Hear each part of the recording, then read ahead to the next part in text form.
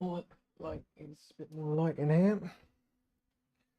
Lights, camera action, not the other way around. Ah. Oh, why that's not open it.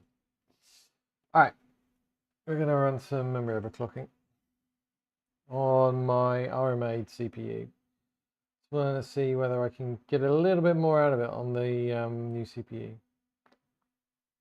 Okay, so we've got it pumped up to 7,600 at the moment.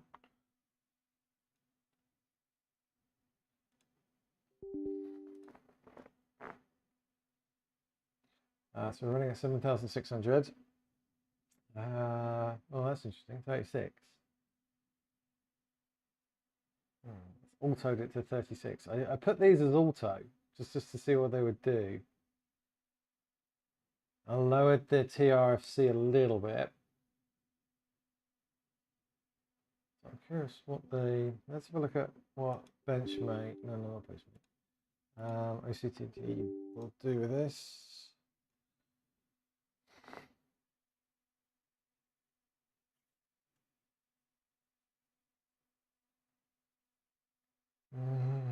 Yeah, because the highest I get with my old CPU, with its memory controller on the old CPU, was 7,466. But I reckon I can get 7,600 on this. It's just a case of finding the timings. So I was hitting about 120 gigabits a second, gigabytes a second, and what was the latency? Oh, what was the latency? 65, I think it was. Let's have a look. See where I'm at. I've also put the voltages on auto again as well. So when I moved it, because I was running 7,466 at 1.4 volts for the memory, which is the XMP voltage at 7,200. But then I tried 1.45 volts for 7,600, but I got an error in TM5 Extreme after 17 minutes. So the temperatures were really getting up as well. So the test schedule is complete. Temperatures were, oh, so what's that, 117. Why is the, normally read is higher than the right. Okay, I need to adjust those a little bit. 66.98. Is this going to be stable is the question. Is it going to be stable?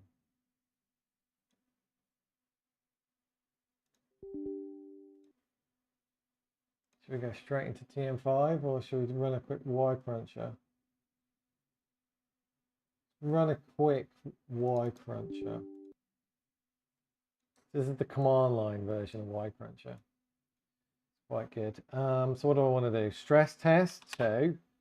And then you need to do 8 to clear all these tests so you don't do all of them because the only one you want is the BT3. So you do 8 to clear them all. You then do 20 to select BT3 and then you do 0 to then start. This is apparently the most sensitive to frequency. So if you're running too high frequency with the voltage, you'll get errors quite quickly in this. I think you're meant to run this for an hour. I'm not going to run it for an hour. I just want to see whether there are going to be some obvious quick errors. I'll run it for about 5 minutes. If this goes through for 5 minutes, I'll then kick off a TM5. Kick off this one. Hey, Bert. How you doing, buddy? How's it going? Oh, they're drooping quite a bit. 1.265. Still waiting for my new BIOS to be released. It's annoying.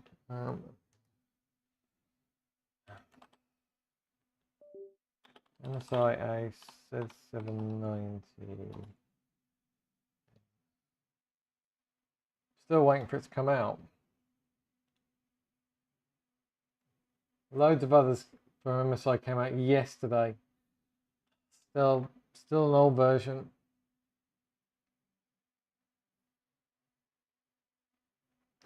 Oh, I can't test that yet.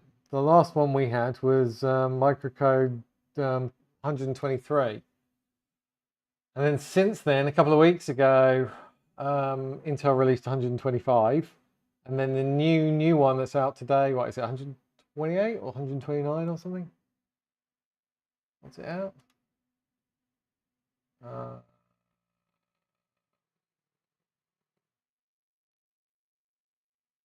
129. The new one. I haven't got it yet. It's not there yet. It's just annoying. Hey, Mr. Biscuit. Do you know how to edit subtimings? Yes, I do. You go into your BIOS.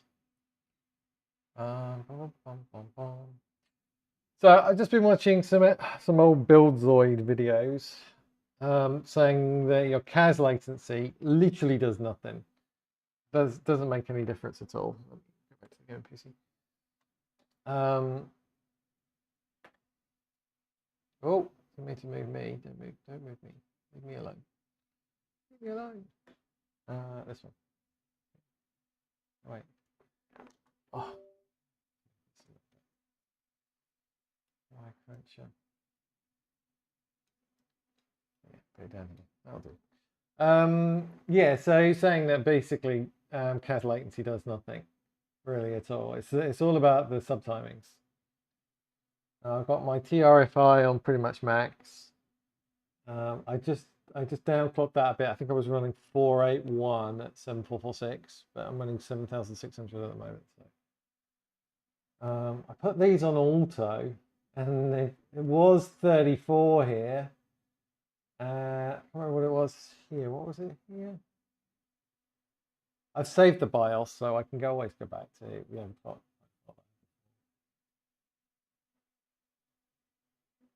This is still running, which is a good sign.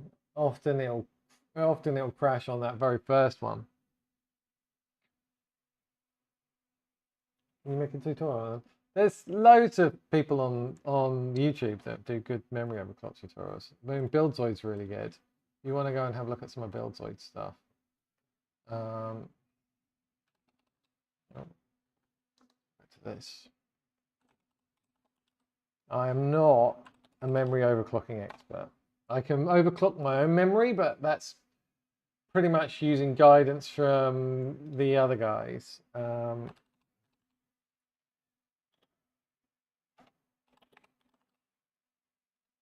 Actual overclocking, and then you got BuildZoid stuff in here. This is all BuildZoid stuff. So if you want to kind of work out how to do overclocking, he does some good stuff. Let me see. It depends on your system as well. He does quite a lot of examples, mostly AMD CPUs. I don't know what you've got.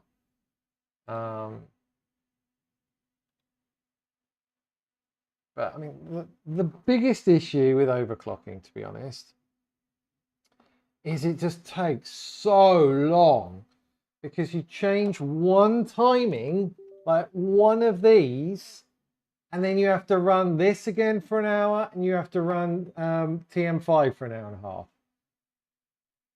half. One setting, and then it can crash like an hour in, and then you have to go back to where you were, or you have to dial it back down, and there are so many different things to change, including the voltage, including the frequency, that honestly, I have spent months of my life trying to get memory overclocked. And yes, XMP is not as good, but the difference between XMP and overclocked memory is in-game performance, typically between about 6 to 8% better lows.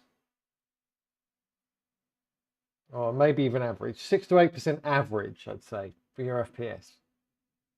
So do you really want to spend months of your life, literally months of your life, testing this over and over? It's only OCD people like me that want to eke out the teeny tiniest amount more performance.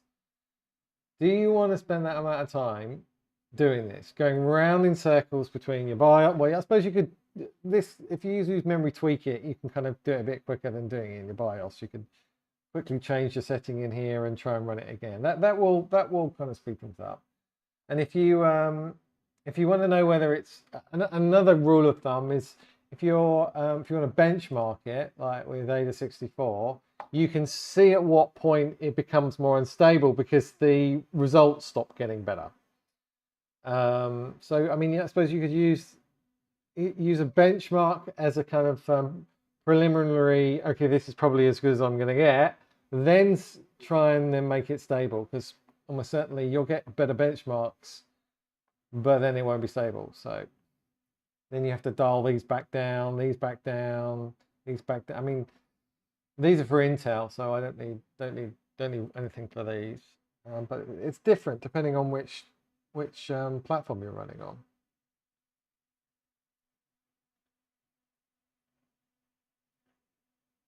But yeah, I mean, the other issue I have is I can't fit a fan, my memory cooling fan above the memory on this motherboard. There's just not enough room between the memory stick where it goes in, where it slots in, where it clips in, to then there's a port right above it, a connector right above it. There's no space in between to actually put like a bracket into there and actually hold a fan on top of the memory. So as a result, I'm running kind of in mid 50s when I run the memory test stress tester, and I shouldn't be running anywhere near that. And to be honest, the instability could be more to do with the temperatures than the actual timings. So they would be fine in game, but then when you run a stress test, it fails because of the temperatures. So if I could get a cooling fan actually fitted above the memory, then it would pass the stress test and then it would be fine, even though the timings are exactly the same. I mean, look, this has been running 8 minutes now, so that's not too bad. Let's kick off a TM5. So this is the extreme profile. I sometimes run the absolute one as well. That's not a bad one. But you'll watch these temperatures creep up. Sorry, this one and this one. The temperatures creep up to like in the 55s, 56s running this.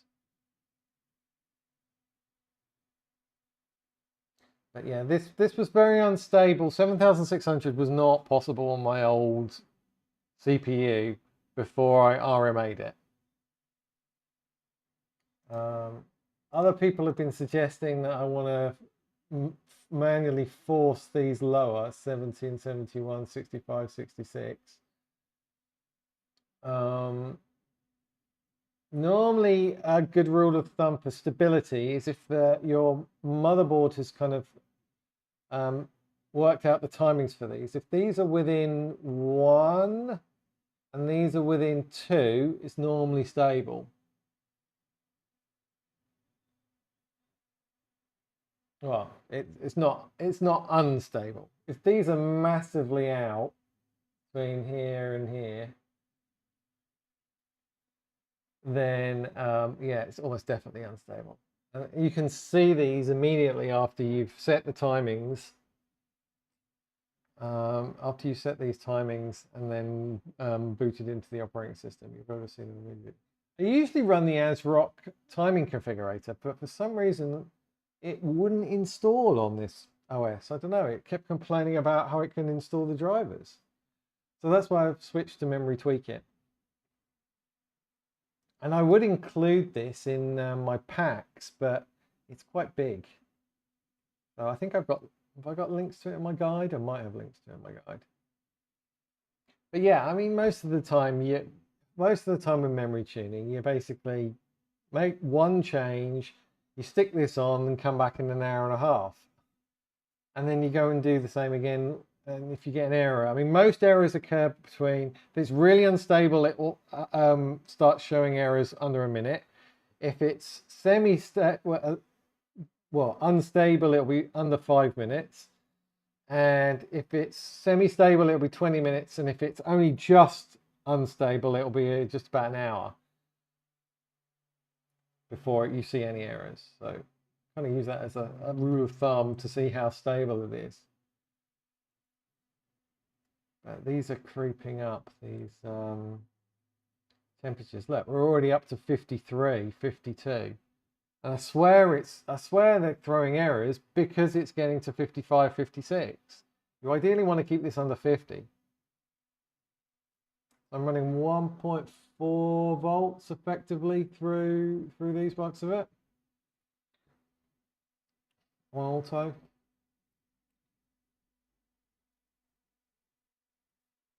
Obviously, the higher the frequency you're going to go, the more voltage you'll need to keep it stable. The more voltage you put through it, the hotter it's going to be.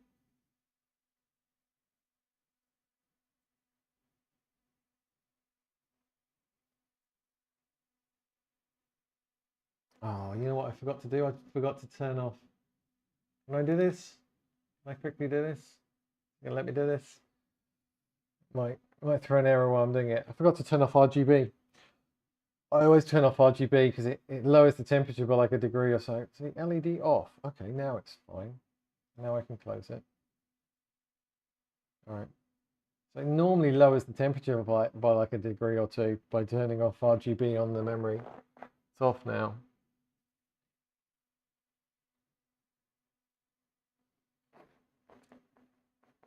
But I think I need to tie, if I get past like 25 minutes, I might go in and start actually lowering some of these. I want to see roughly where it starts getting unstable.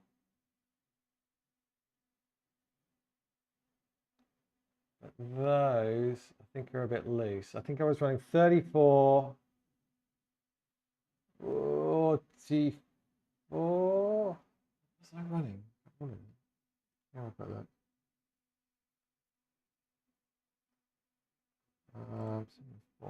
Memory overclocking.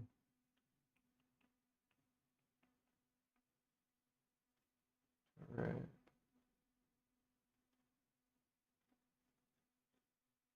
There's my memory overclocking stuff.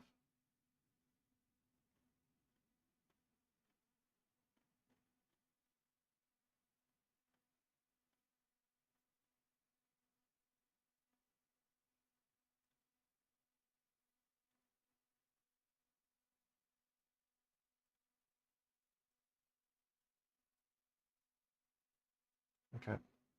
Is this what I was running?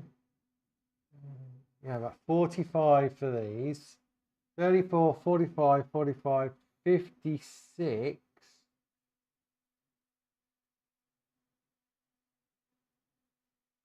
I keep hearing the primary timings just really don't matter with DDR5. They just don't matter at all. I think this one matters more than this one. It's more about the secondary timings than the tertiary timing. And you need to make sure if you're running Intel that this is an 8 and this is an 8. That's important. Those two need to be 8s. You can put that down to a 4. That gives you a decent boost sometimes. Yeah, TRFI is an important one, and the TRFC is an important one.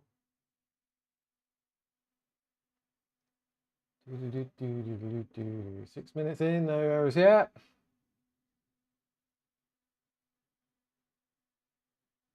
I'm tempted to change this here.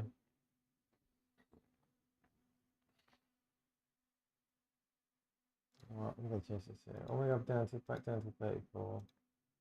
And what did I say? 45. Maybe 46. And this was 50, 56-ish. I think that basically you can half the 121. What else does it put funny number at? That's all okay. If I apply all that, and I rerun this.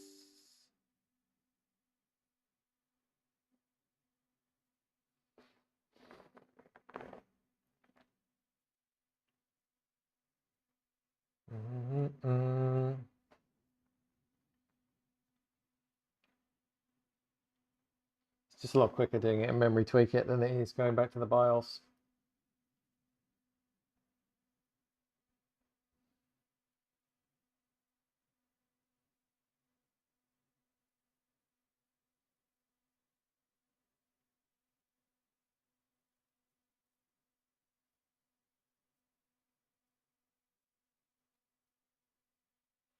I don't understand.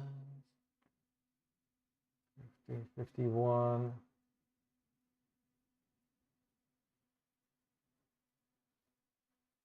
Hey, Zeppo! Hey, Dan. Seeing if I can get 7,600 stable.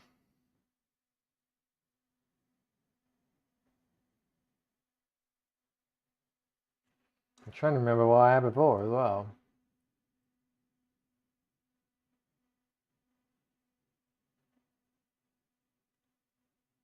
This was a while ago. Let me show you this. This was a while ago. I had 30, what was that? 7,400, 34, 46, yeah, 56. 98? Oh, that's the TWR. It's actually a bit lower than what I'm running at the moment. That's 101.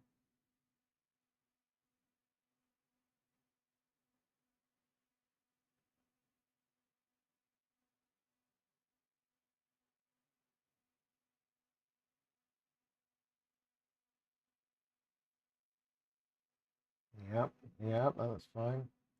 So that passed it after around 20 minutes.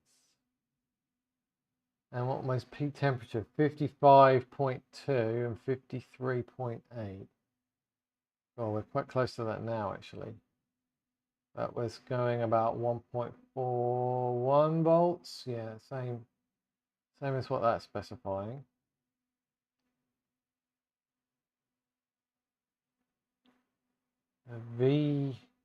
The VIN voltage 5 volts. Why is my VIN voltage here 8.4? Seems a bit much.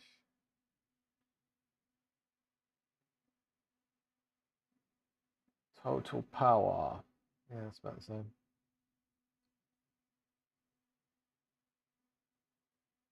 Yeah, my concern is that as soon as I get into the 55, 56 range, that it's just going to error no matter what timings I'm running.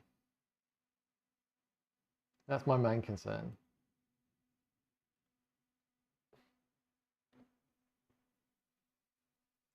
What's better? Tighter time, higher frequency for gaming is better than, well, higher frequency is better than lower latency, CAS latency. It's more important to go with a higher frequency than it is with a lower CAS latency. However, the subtimings, yeah, they are very important. So ideally, you want to go as high as you possibly can with the frequency, and then get as tight as timings as you can, especially the subtimings.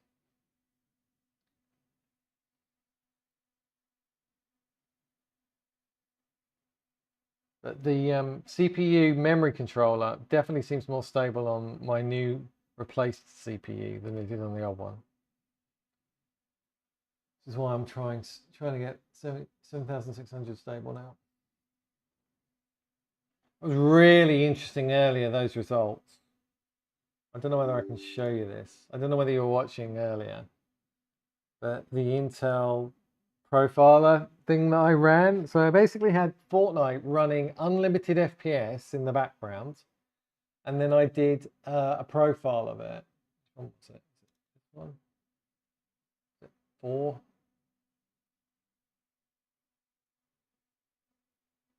Yeah, I think it was this one. And it was showing that, so you can ignore that one, no, ignore those flags, because that's basically saying, oh, why aren't you spreading the game load over the E-cores more? Yeah, because I'm not. This is basically microarchitecture usage. This is basically how efficiently the game code is using the hardware. And this is the memory usage. And you can see that I'm running 1,000 FPS in the background for Fortnite, and then I ran like a 10-second capture. It was not really. And you can see what did I do? I did a breakdown of memory, didn't I? What it's actually doing. I found this really, really interesting. So I did another one, and I looked at the actual what the DDR5, the DRAM memory was actually doing, and the bandwidth for my DDR5 is like 116, 117 megabits per second. And look how little it's using for the game on unlimited 1000 FPS. It's hardly using any memory bandwidth. So it's not a problem with the memory bandwidth is not enough to get more FPS. That is not the bottleneck at all. And I thought it was going to be the bottleneck.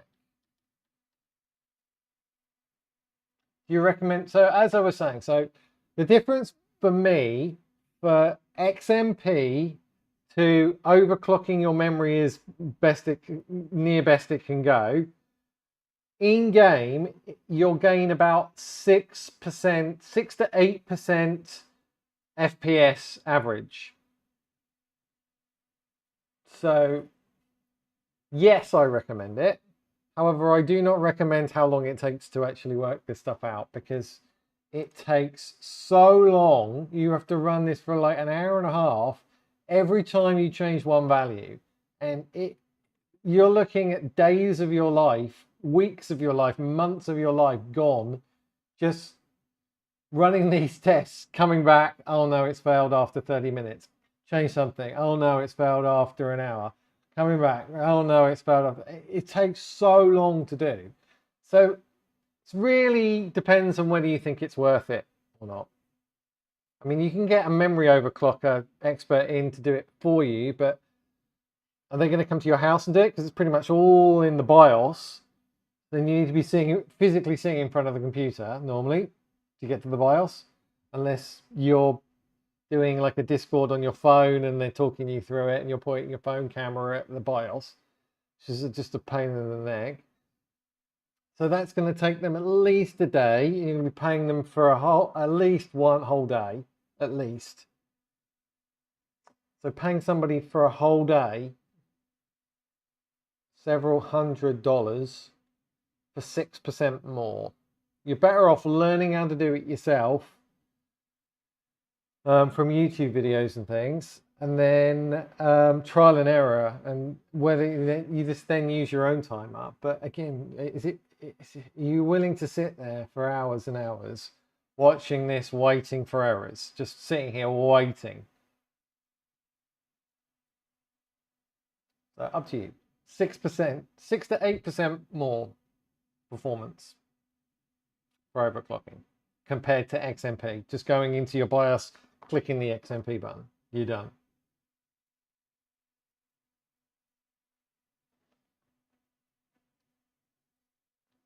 What were we talking about before I went down that sideways rabbit hole? Yeah, one of the things I did earlier on my oh no, I didn't mean to do that. On my old PC, my gaming PC, which is running DDR4, was I ran an OCTT on there as well, and I had a look at the memory latency, and the memory latency on my DDR5 on my new PC is about 65 here. So it's obviously a lot lower latency, 65 down to 51. The bandwidth is obviously about half the amount of bandwidth. But given Fortnite doesn't look like it's actually using much bandwidth, I think the memory latency is more important. Given it's hardly using any of the memory latency. Look, I mean, I'm mostly under observed maximum was about, what, 18-ish? So really, we should all be focusing on memory latency, not memory bandwidth. And even then, there's only so much you can reduce for memory latency. I mean, this is a very fast DDR4 that's been overclocked, 51. That can't really get much lower than that. So if I'm going from 65 down to 51, you're still not going to get a massive gain. This is why the AMD X3D CPUs are so good, because they've got a load of this L3 cache, and that's in like 39 nanoseconds, and it's doing 200 gigabits a second. It's so much quicker. That's why the AMD ones are better than the Intel CPUs, because they've got all this extra cache.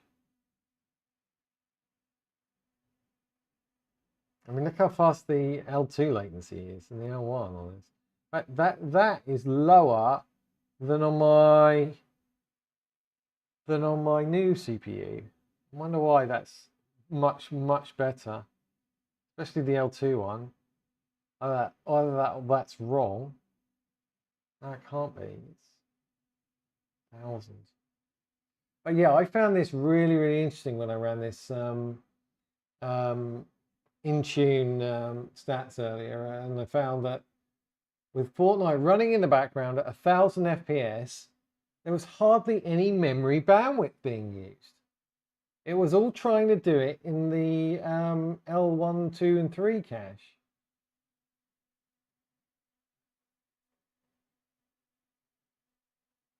Yeah, I found that really interesting. Equals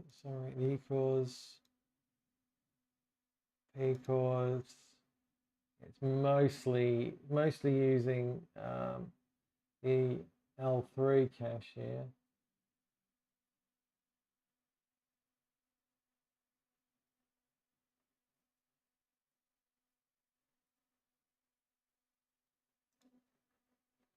Yeah, and it's really the game code that could do with being optimized better.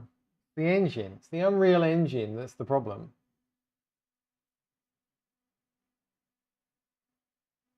And then on your PC, your memory bound a little bit with that, due to that probably. Because I'm not using all my, I mean, I was only using like 60% CPU on unlimited FPS, which means it can't be CPU bottlenecked. It's got to be memory. But yeah, I found that really interesting. This is still going 12 minutes. So you need to like put on a test and then come back later. Yeah, massive W, the X3D, absolutely. I wonder if there's the same app for AMD. What do you mean the same app? Oh, you mean the Intel one? I don't know. I know it's made by Intel, but this is almost identical app, especially the first screens, identical to the NVIDIA version. It has, I don't remember what it's called now, something, what is it called? I downloaded it. It's Insight. NVIDIA Insight is basically a it's the same app pretty much, the NVIDIA Insight systems. But what you couldn't do with this though, which you can't do with either of these by the way, when you do a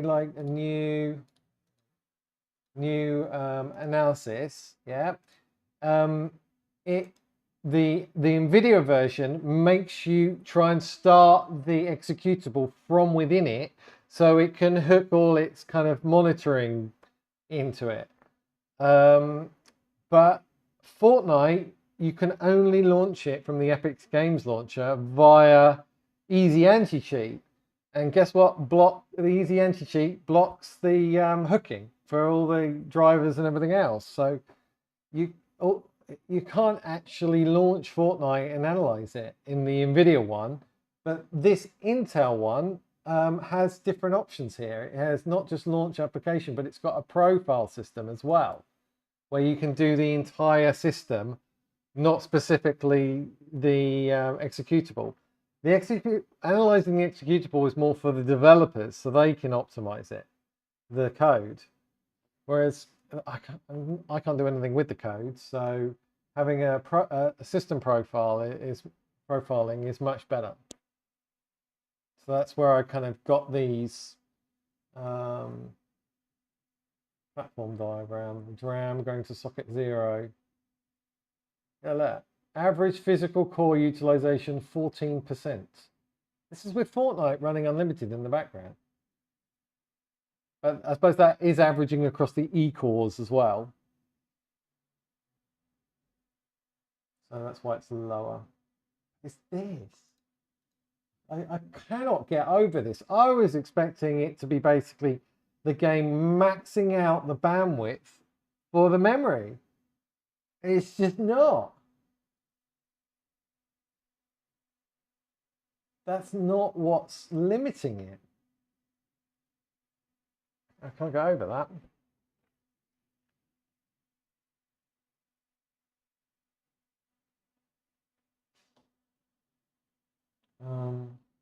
Yeah, I didn't stream the Insight one because I couldn't get it working. As I say, the Intel one seems to give you more options. So that was when I tried to do that. But it kind of gives you, what's this, hotspots, anomaly detection, preview. I don't know what these are. I mean, can I use a GPU offload? No, that's offloading it somewhere else. GPU compute media hotspots preview. I mean,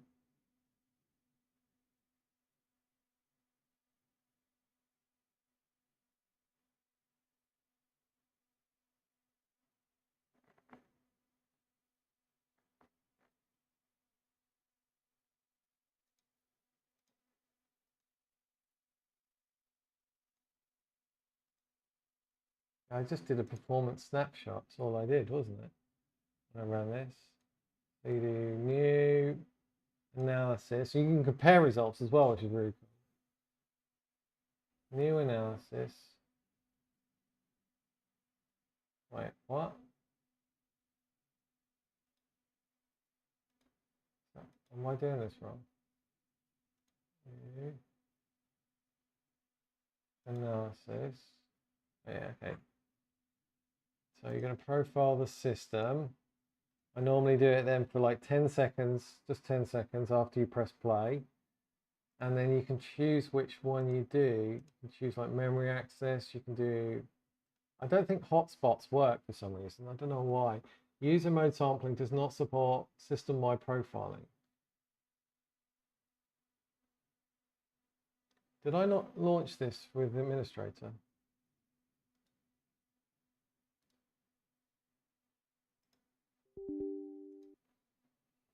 Shouldn't really be doing other things on the top of this. Configure analysis. Yeah, hotspots. It doesn't seem to like it. User hotspot sampling collection does not support system-wide profiling. Okay, so that's only if I'm attaching it to a process or launching an application, and I can't. I've tried both of these and neither of them work because they're blocked by easy enter cheat. So can't use hotspots. Anomaly detection, that's the same thing. System overview. Stack flow analysis is limited to the hardware LBR-based stack type that has depth information. All right, let's have a look. What this looks like. Should run for 10 seconds. I'm still running TM5 in the background, which is pretty much maxing out the CPU and the memory, so this is quite interesting. I'm running it during a TM5. Have a look. It's going to be really slow. And TM5 still running. Ah, it's still running.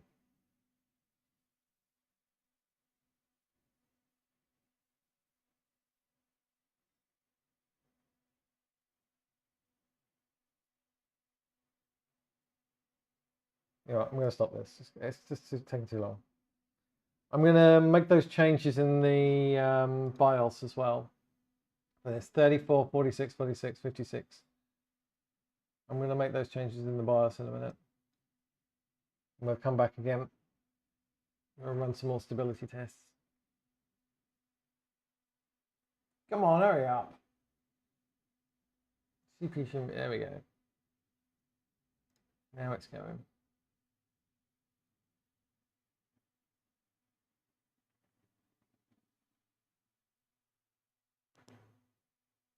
So this is during a TM5. It's basically done 10 seconds of back system monitoring during a TM5. Effective CPU utilization histogram.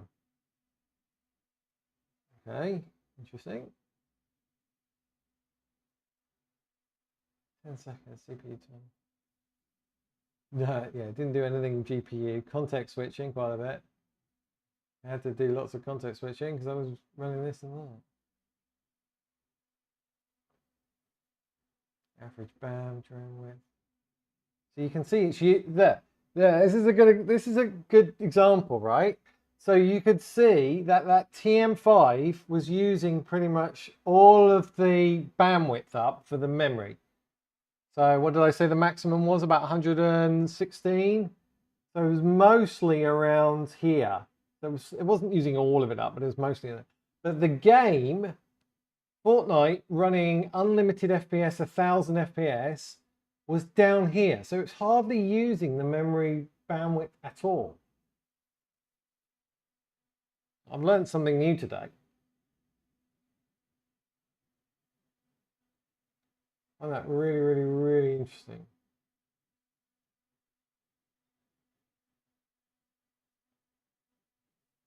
Okay. So let's go and stick those timings in the thingy. You know what I'm going to do? I am going to pull out my display port.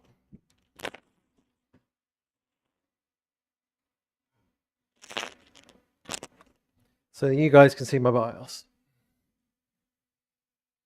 If I have DisplayPort and HDMI, then it's just going to be going down the HDMI. The only way to fix that is to only have HDMI. Oh, I missed it. I missed pressing delete. Got to manually turn it off. And hold delete. Right, so you guys should be able to see my BIOS now.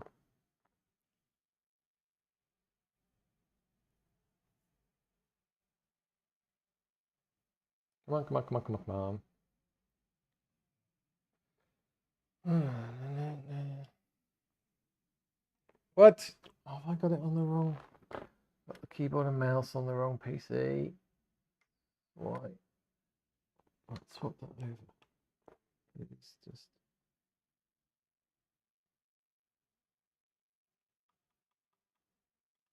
Did that? Or have I got it on the wrong? Ah, damn it! I do have it on the wrong one. Come on. Let me in. Find the hair on my chin, chin, chin. Yay! Here we go. Oh yeah. So down here we've got. What did I have it on before? I had. Yeah, load that. Okay. So we're going to change this to 7,600. Make sure it's on gear 2, not gear 4. That will just really slow it down if it's gear 4. And we're going to put auto for these guys, for the voltages. And then we're going to loosen. Where is it? Where is it? Advanced timing. We're going to loosen these a little bit.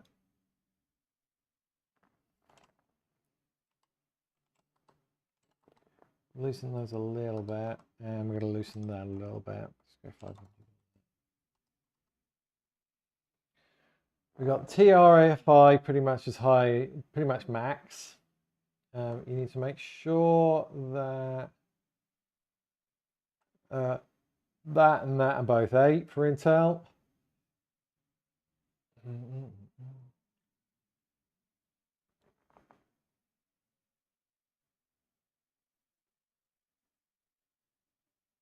Okay.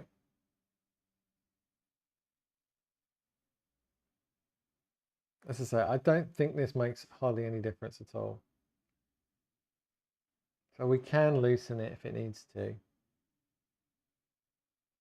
All right, F10 that. So what's going on here? I don't know why that keeps going into our default settings.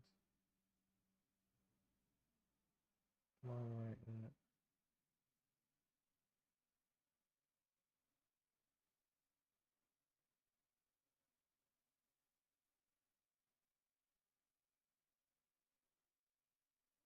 Wait, didn't I do something else with the... I did something with the... Oh, okay.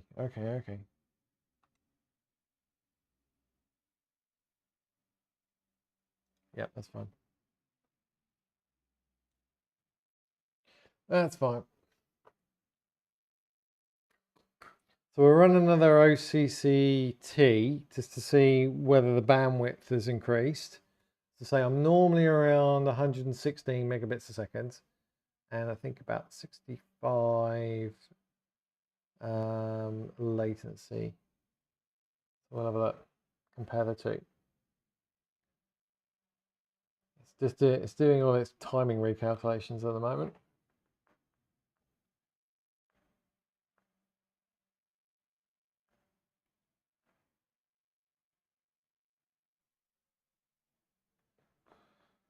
All right, jump into that.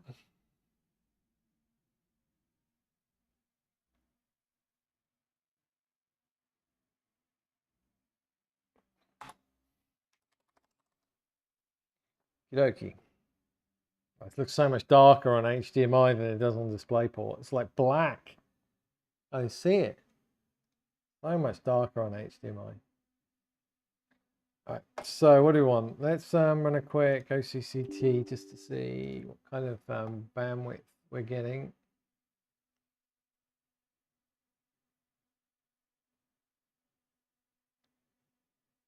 I mean, I could run ADA, but it's the trial version and it takes so long. It does a lot of extra things I don't even need it to do when it does run the test. It just takes up more time. I just want quick tests.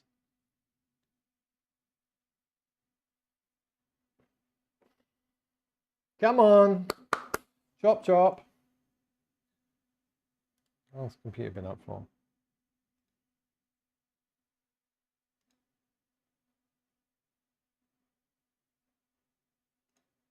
It's only been up for a minute. Okay, it's probably just starting everything up still.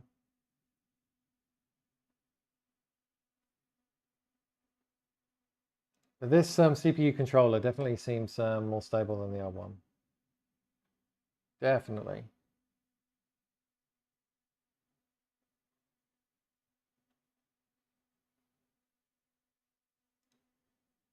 All right.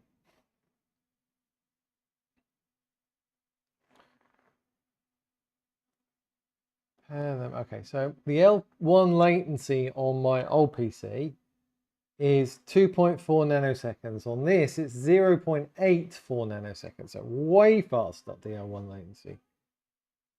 L2 latency, though, is 9.45, but on my old PC is 5.5. So the L1 is vastly faster, but the L2 is slower for some reason. I can't explain that. The bandwidth for the L2 is double. The test schedule is complete. Thank you. Right, there's your 65, and I've got 19 or 119. So it's better than it was before on 7,466, which was 116-ish. So we've gone up to 7,466 up to 7,600. That's given us a bit more there. The latency is about the same to be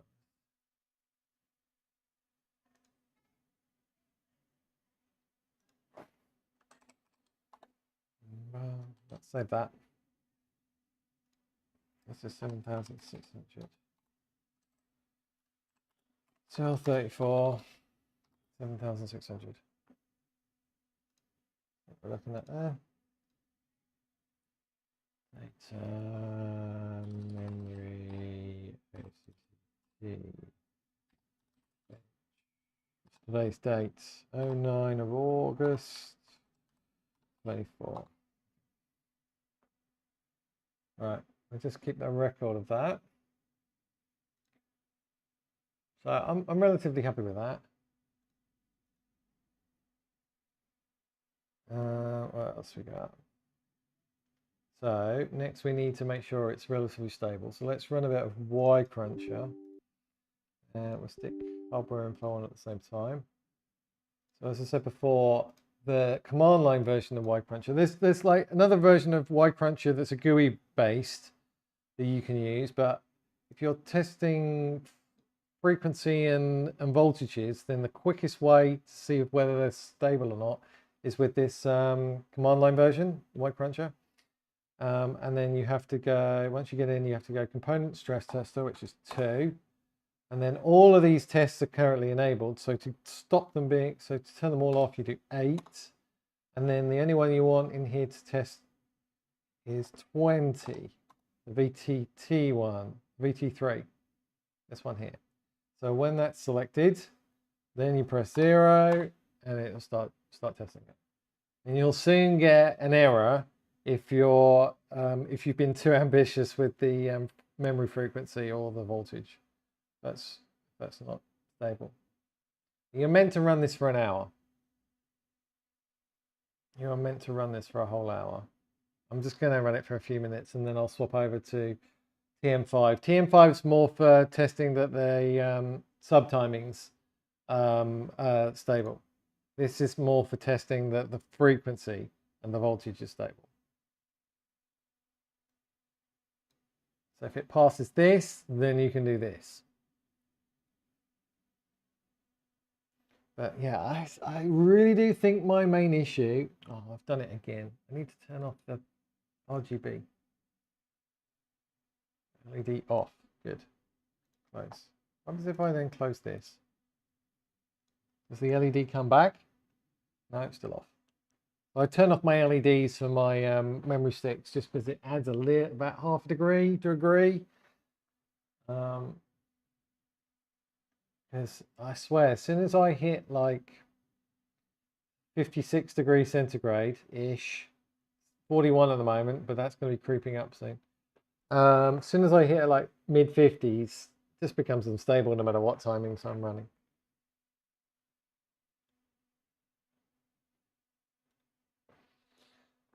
Yeah, and this becomes the boring bit now.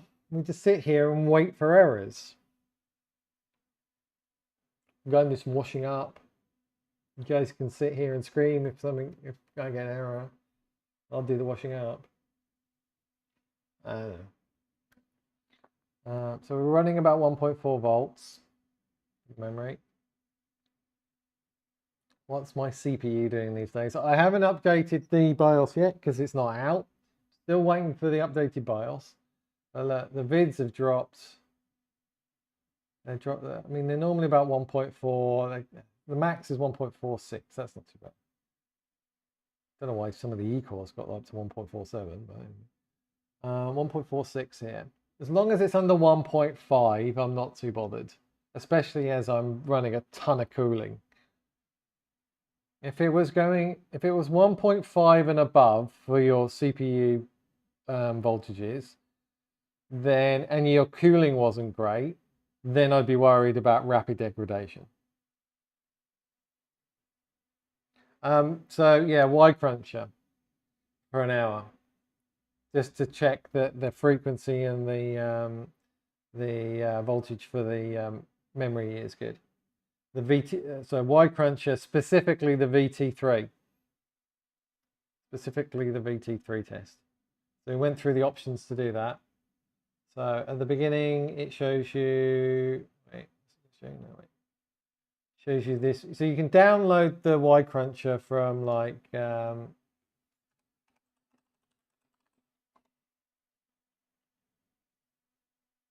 going to be so slow because I'm maxing out my memory and CPU right now. Come on. You know what? I'm going to show you on the other one. I'll show you on my streaming PC. It's going to be better. Oh, please. Yeah, keep an eye on that. All right, let's switch over to streaming. Okay, go over to the streaming one. Yeah, so you can get Y Cruncher for free on here. Is it Numbers World or is it the GitHub? It might be the GitHub. Well, I think it's this one I downloaded it from. So I just downloaded it from here. You just extract it. And then when you run it, you have to do a certain combination of numbers to get to the VT3 test. You have to do, what is it?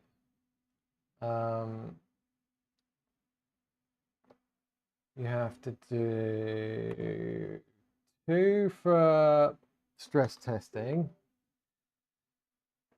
2 for stress testing. Where is it? There we go. So 2 is component stress tester. So you put 2 in, and then you get a big list of pretty much every test turned on. So then you have to do 8, clear everything so that none of the tests are turned on. And then you have to do 20 so that only the VT3 test is turned on. Then you press 0 for it to begin testing. And you're meant to run this for an hour to see if it's stable or not.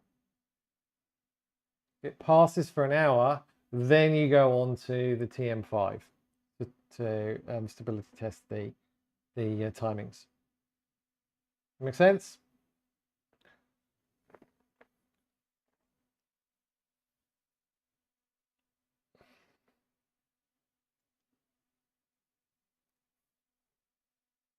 Just takes forever. What can I do for... I don't think I'm going to run this for an hour. I'm going to run this for another couple of minutes, and then I'm just going to jump over to the timings, because I think that I think this is probably okay, 7,600. I mean, I've been running 7,466 for ages, and that's been fine. And that was on my old CPU. I do know that when I've tried 7,800 earlier today, this doesn't even run for like a minute. 7,800. So I can't, on my motherboard, I can't get away with 7,800. If I got a better motherboard, I could probably get away with about 8,400 if I have cooling as well, but same memory. But my motherboard does not like it. So yeah, this for an hour, and then jump over to TM5 Extreme afterwards.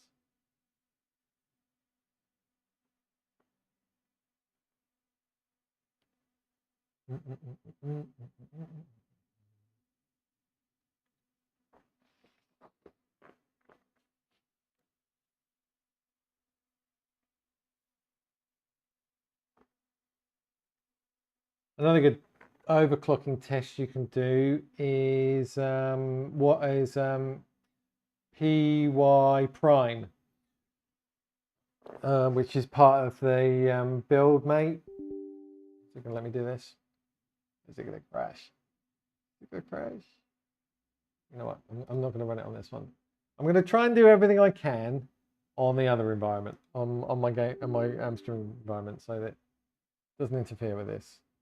So I can keep you entertained from my streaming one. But come on, what's wrong? Just want to bring up my timings quickly.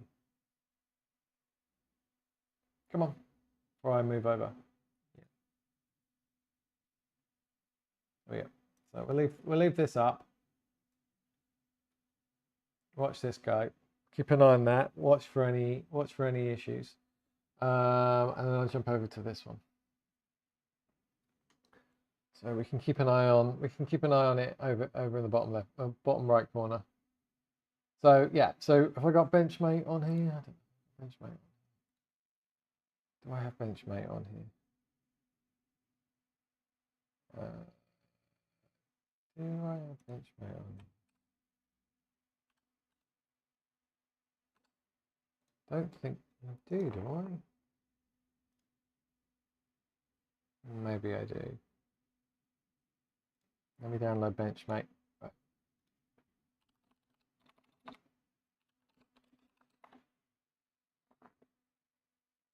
Benchmate.org. Install that.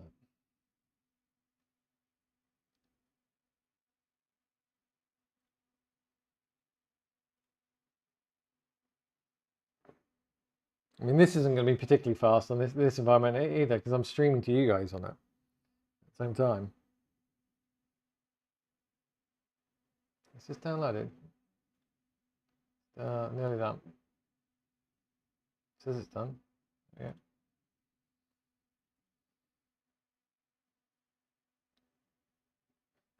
.5 gig. Sorry if my stream goes weird while I'm doing this.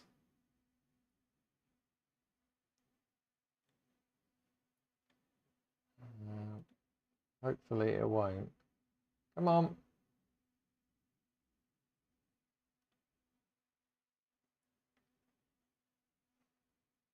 Come on.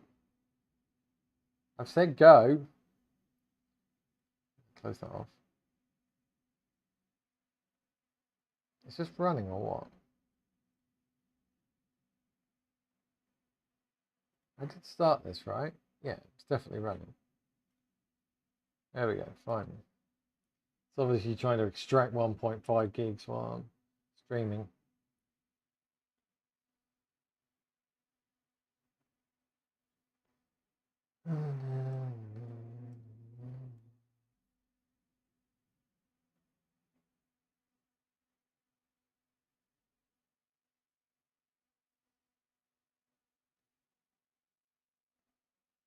It's just hit 10 minutes on VT3. As I say, you're meant to run it for an hour.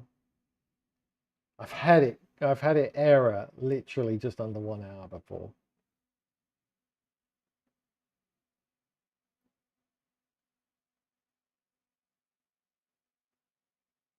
So yeah, PY prime is basically a really good test for memory latency.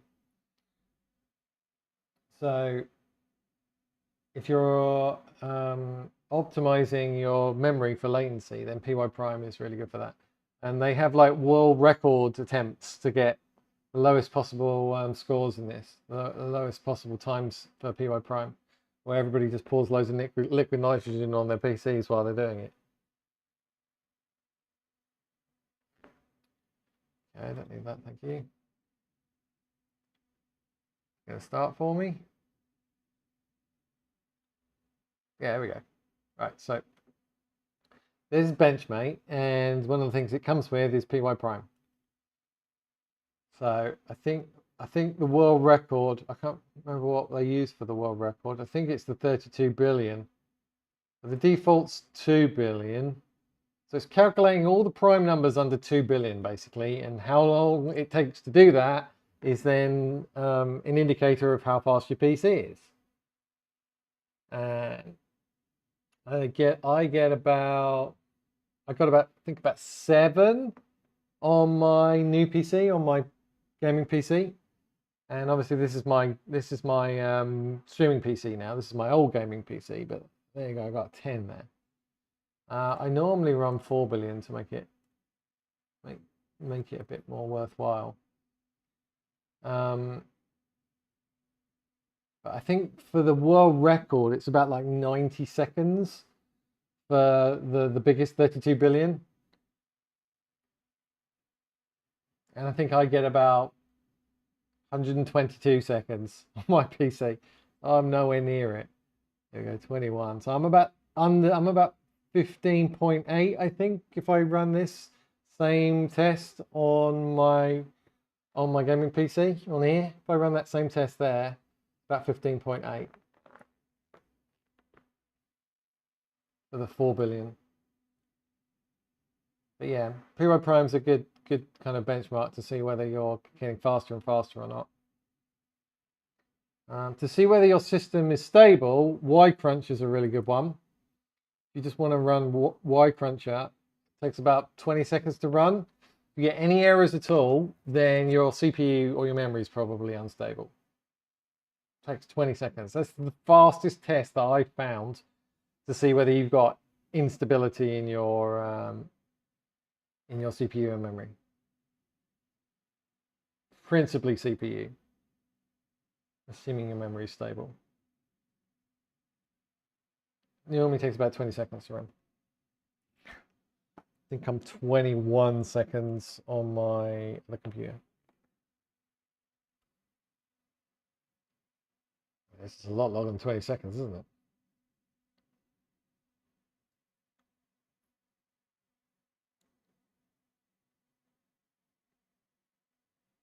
$45. Wow, this is twice as slow. Well, that's interesting. I'm 21 seconds on my gaming PC for this. Mind you, I am streaming at the same time on this PC. I have Discord open. I've got OneDrive running, Logitech stuff, Stream Deck stuff. That's not really doing much in the background. So yeah, it's slower than it normally would be, but yeah, if you get any errors at all in Y-Cruncher for this, then you know that you need to do something in your BIOS to stabilize your CPU a bit. Cinebench R15 is also a good one for seeing whether your CPU is stable. That takes about 30 seconds to run that, and if it pauses, freezes while it's doing it, or it crashes, then you know your CPU is not stable. That's very sensitive to CPU instability. The R15 Cinebench.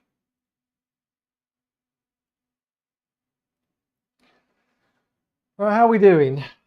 Okay, so let's just assume that that's all hunky-dory, Y-Cruncher. So that ran for about 20 minutes. So next up would be TM5. This bad boy. So we'd need to basically keep an eye on errors here. And this typically takes about an hour and 20 minutes, an hour and a half to run through. And so we go away and do some more housework in the meantime.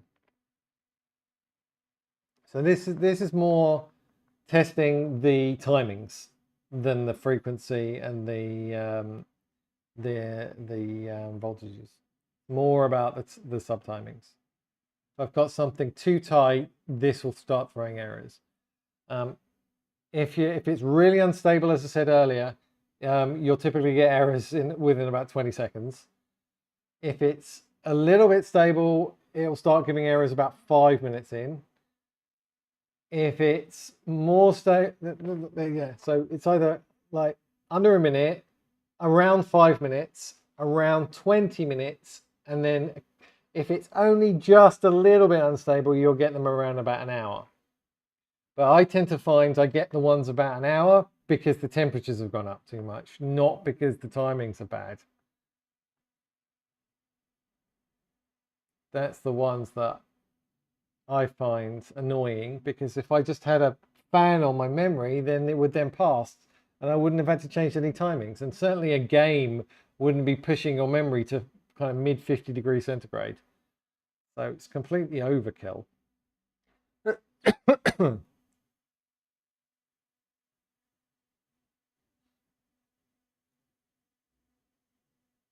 keep an eye on these temperatures. Look, I mean, I'm on 50, 51. It's coming up 52. Oh, that's not on. See, that's very hot for my disk drive, 53. A very hot disk drive, though. 51 and 52 already. Blah, blah, blah, blah, blah. We're watching your streaming PC desktop, by the way. Oh, okay, thank you. There we go.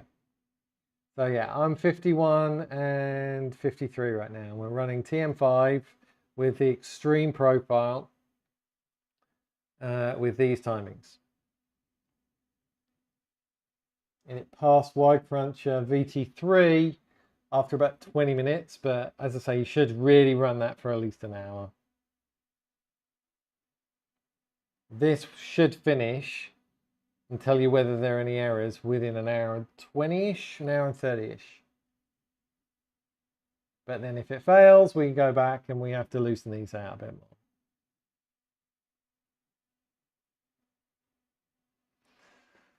more. Oh, so much fun. Memory overclocking. Look, I'm already creeping up to 53 degrees centigrade. See, I'm going to get errors no matter whether my timings are stable or not, because it's getting up to such high temperatures. That's annoying. I mean, it's not a hot day, but it is a warm day outside, and I do have the window open. Clearly the blowers are not blowing on the memory sticks. The closest blower for the memory stick, I suppose, would be the vertical case fans. Hang on. Can I do... So, if I do this, what can you see? You can't see. So the memory sticks are kind of, yeah, to the right of the CPU. So those vertical things here. So in terms of fans, the top fans at the very top, they're sucking air out of the case upwards. But the ones on the far right going down, there on the right, going downwards, they are sucking air in, and the back case fans are sucking air out. So in theory, it could be coming from the right side of the case, past the memory sticks to the rear, and that's the airflow that the memory sticks are getting. It's just probably, oh, let 8 errors. We just got 8 errors after 4 minutes, so that's not stable. So that ain't stable. Let me turn this off. Get rid of that. Back to the drawing board. What should we change to try and make that more stable? Again, it could have been the temperatures. We're peaking at 52, 54.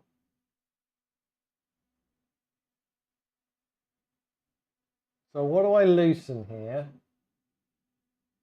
to make that better? But 5 minutes, I've probably got to loosen quite a bit. 36.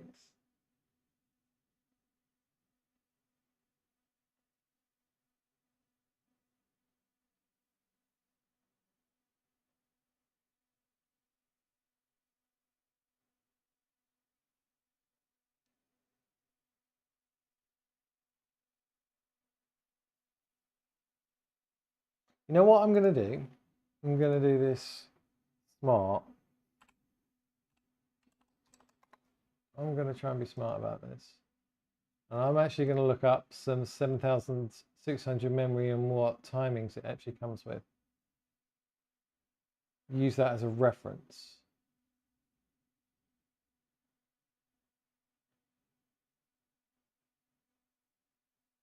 These.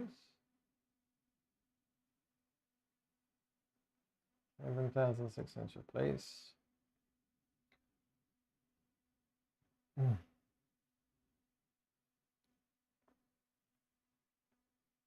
Are these new out? I've got the Royals out now.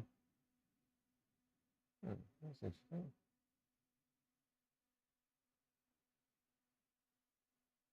So what timings are these running?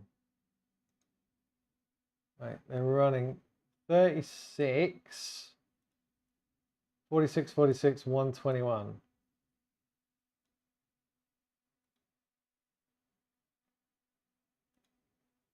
36, 46, 46, 121.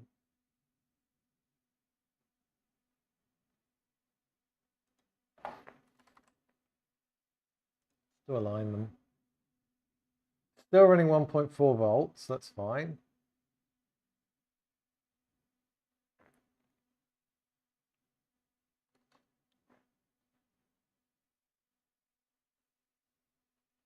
Shall I loosen this a little bit? It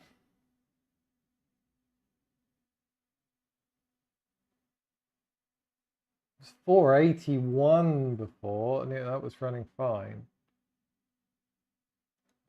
Let's try running that.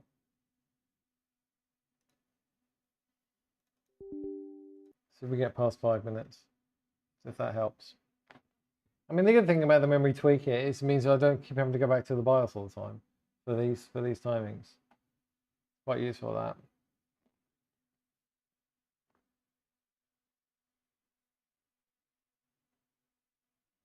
See if we can get past 5 minutes. You know what? Before I even do that, I want to benchmark. I want to know what the effect of doing that is. What did we have before?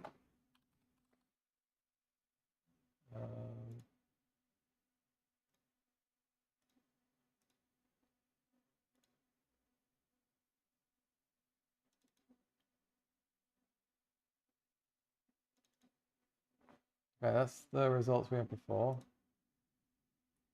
Close that off. Come on, I want OCTT.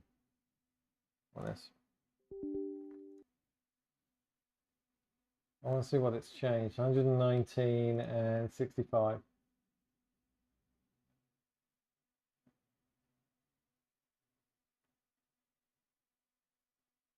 To be honest, I'm more interested about the memory, the latency, than I am about the bandwidth, given how little the game bandwidth-wise is using.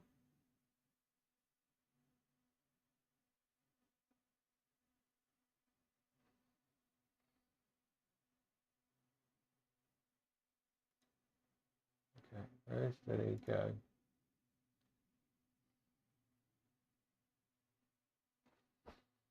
Hmm.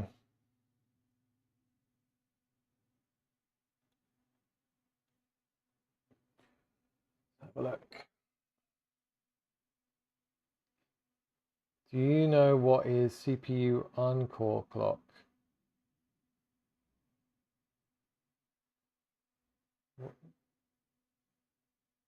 What, in the BIOS?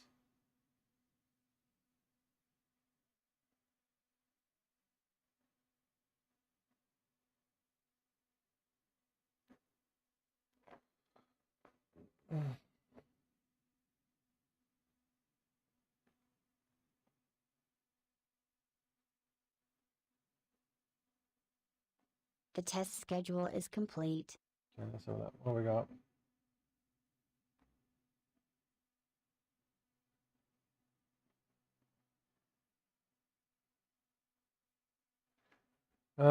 So what did we have before? We had 119.51. I like the way that they were close to each other. Oh, they're not too far away from each other. 65.2, now we're 65.45. So we've loosened those a little bit. Weirdly, we're getting worse read and write for the caches. Why would we be getting worse read and write for caches? Actually, that one's a bit. No. 2. 44. That's a bit lower. There's not much in it. Even though we've done the CAS latency down by up by 2, we've loosened it by 2. The latency is pretty much the same. 65.2 or 65.45.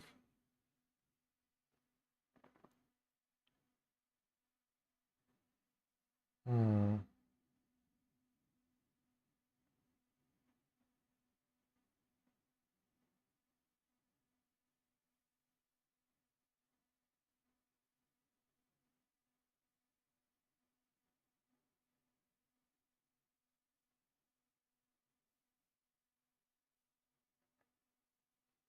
Yeah.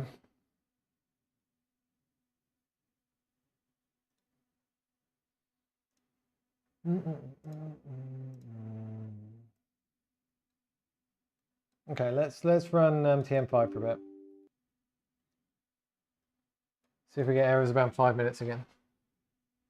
Yeah. So I think I'm running 45 for that, for the ring.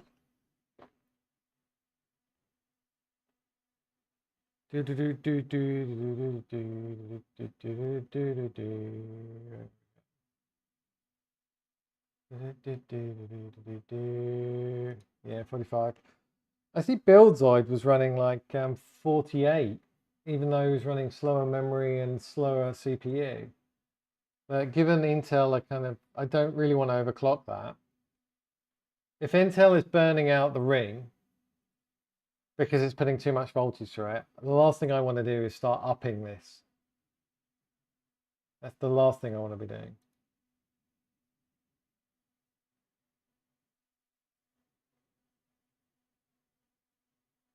Yeah, look.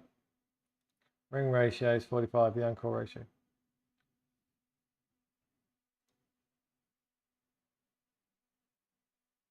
Which is interesting that it's the same as the E-cores. I mean, I have played around with the ring ratio, putting it up, because I think the maximum is 50. I think I can go up to 50. I think that's the max. And yeah, I ran a load of benchmarks for that. Are they on here? Might even be on here, I'll show you.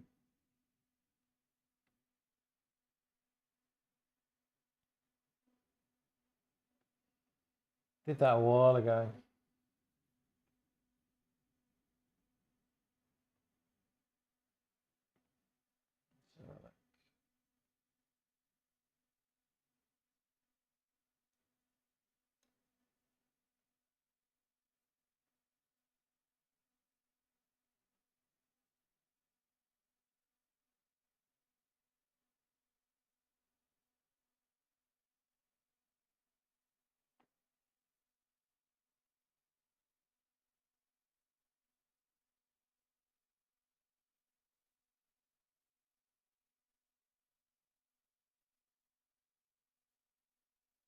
Yes, 50 ring.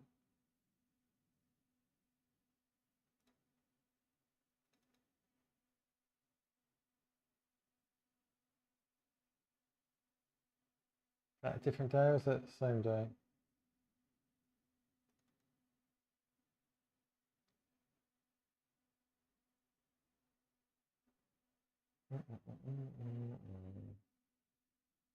Sure, I did a load more with the different rings. Sure, I tried. 1646, 1650. No. 1650, 1646. Compared to 45. Should be that one.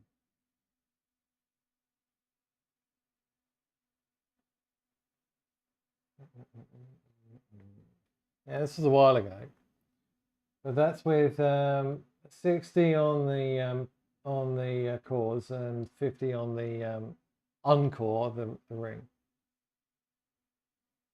As I say, 50 was the highest I can go up to. I think I didn't really get much extra performance. I got a little bit extra performance compared to just not doing it. But I compare those two. Probably easier to do that. But it was smoother without going higher up. And I think if I actually look at the actual analysis for the temperatures, I think they were horribly higher. I seem to remember 61. Wait, no, that's not that one. It's that one.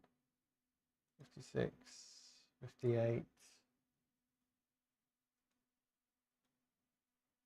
Wow, that's a lot more power.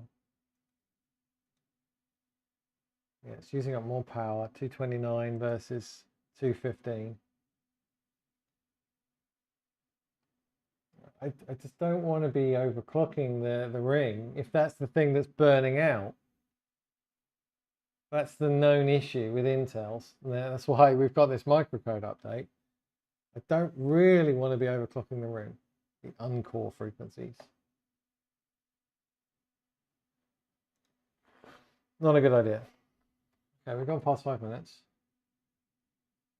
So I think I'm just going to leave that alone, to be honest. I overclocked it on my old CPU. On my old CPU, I think I'm running 47. Wait, to show you what I'm running on my old CPU. Do I have hardware info on this?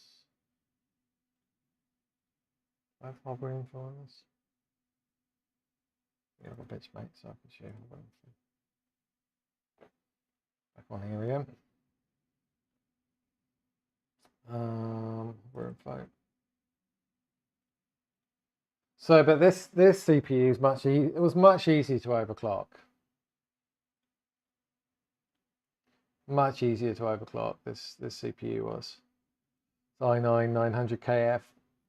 All I had to do was didn't have any E cores. All I had to do was fix the P cores at 5 gigahertz and set the voltage. Set the uncore 3 less. So times 50 down to 47. Where we got it? There we go. Actually, I'm running 48. Should be running 47 really, but obviously did some tweaking. Normally you do -3 here. and then set the voltage, and then the load line calibration. It's really straightforward. The old i9s, the 9th gen CPUs to overclock, really straightforward. I ran that for at least 6 years. Absolutely rock solid 5 gigahertz. No problems at all, really low latency. It's these new CPUs with all their E-cores and their weird VF tables, and I haven't got my head around being able to do that.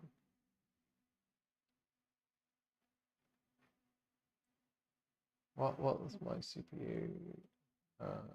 Where's my V-core? Hello, V-core. There it is. So I'm running 1.333 or 1.32, I think.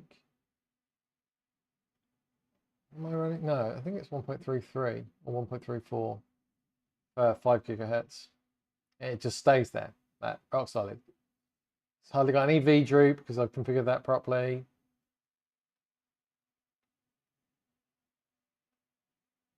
They used to be nice and easy overclocking CPUs. It's these new ones that are like, what? They're just psychopaths.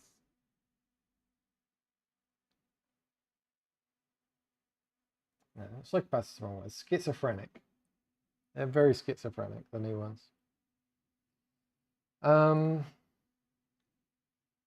Yeah, it just so it's pretty much just sits at the ring clock, sits at that. Yeah, so at the moment, I would not recommend overclocking your ring, your own claw ratio. I would not recommend doing that. Just because of all the Intel instability. I mean, if you've got an AMD, go for it. But or an old Intel CPU, go pre 12th gen. But until these stop their rapid degradations, I'm not touching that.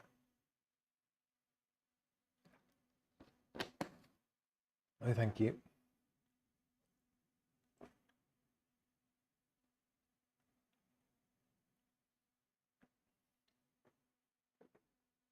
Well, we're on 10 minutes now for this, so me loosening these a bit seems to have helped. In the right direction, at least.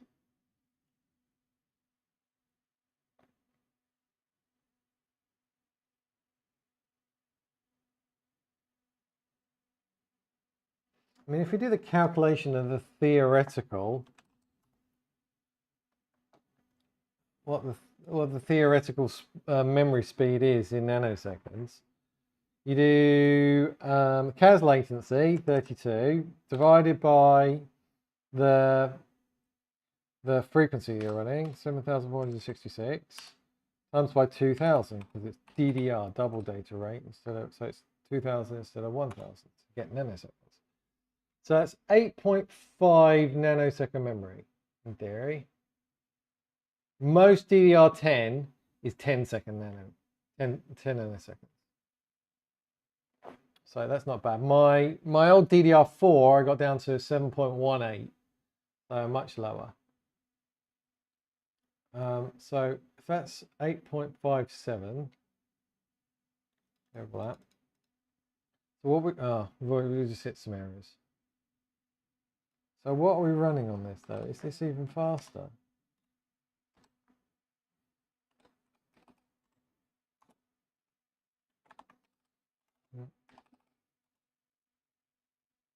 No, this is slower, a lot slower. This is 9.4.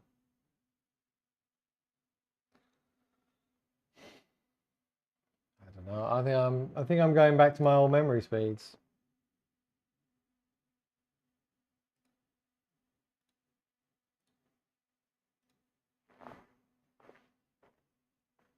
Those are my cars. Only one of those are my cars.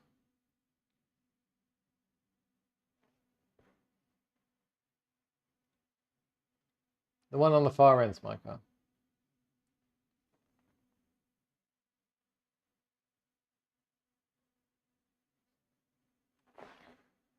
All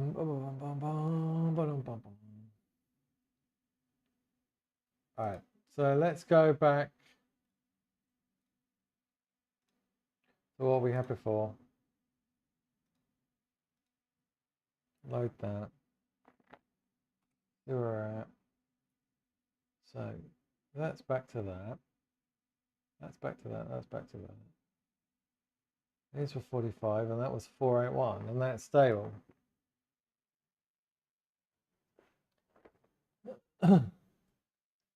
Yeah, my Porsche just sits in the garage these days. I never drive it. Just sits there under covers. I never get to drive it. If we go anywhere, we go in we've got an Audi Q5. We'll just do that as a family car. Yeah, I massively used to performance tune my cars. Massively. So that Porsche has got tuned engine, tuned exhaust, tuned suspension, tuned wheels. I used to spend a fortune on tuning cars. Really did. So tuning PCs is way cheaper. Completely. It's like, I don't know, 10 times cheaper at least. Maybe 100 times cheaper.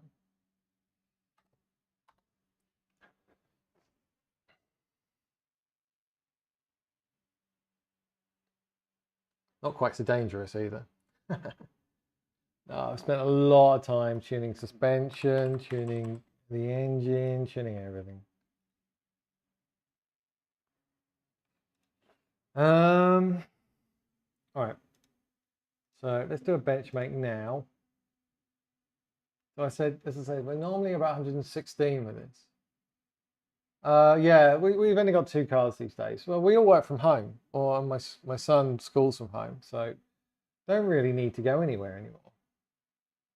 So we've just got an Audi Q5 and my Porsche. We used to have 3 cars. We used to have my wife used to have a convertible. I've had Porsche Cayennes. I've had Audi RS6s. Yeah, so lots of fast Audis, lots of fast Porsches. And multiple Porsches over the years. What are we running? No. I wanted OCC2.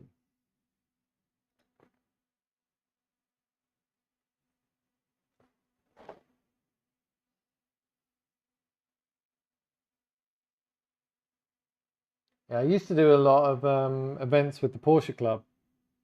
I used to arrange loads of kind of drives and visits to places. And I mean, my honeymoon 16 years ago was driving Porsches in the Porsche Club around Europe. We went all around the Swiss kind of mountains and through Germany and Italy, and yeah, that was my honeymoon with the Porsche Club.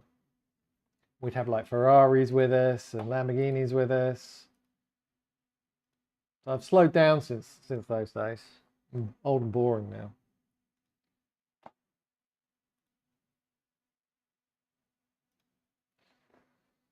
Plus, my son doesn't really fit in the back of the Porsche anymore. He's nearly 6 foot, so he doesn't fit in the back anymore. What do I do for work? I do IT for work. Not this stuff. This stuff's hobby stuff. Gaming PC stuff's hobby stuff.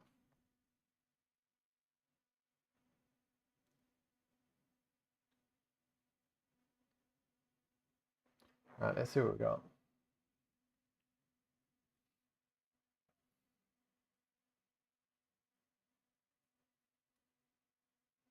Drum roll, please.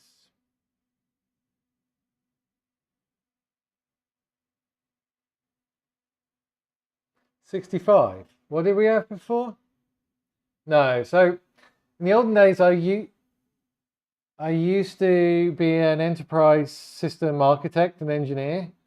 So I used to work for people, big companies like Oracle, doing system integration for things like online billing systems. So as I said, if you've ever gone online and looked at your phone bill, I probably installed that system.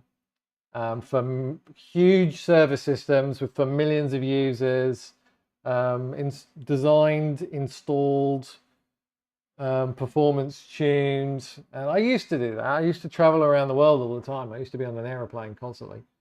I used to go all over the States doing it, all the big telcos, Verizon, AT&T. I've done everything around Europe, all the Vodafones, Vodafone Germany, Vodafone Italy. Sorry, what? Italia. I don't think. Yeah, so kind of all the big telcos I've put big systems into. But then I stopped doing that. My wife started her own accountancy company up, and then she had a couple more companies after that, and I just started doing the IT for those. So I've got a lot more time on my hands these days. I'm at home, so I do this as a hobby. Right, let me go back to this. Right, so we've just run this again, and this is on the slower 7466 memory. And let's compare it to what we had before. We've got recent. This is what recent. DD.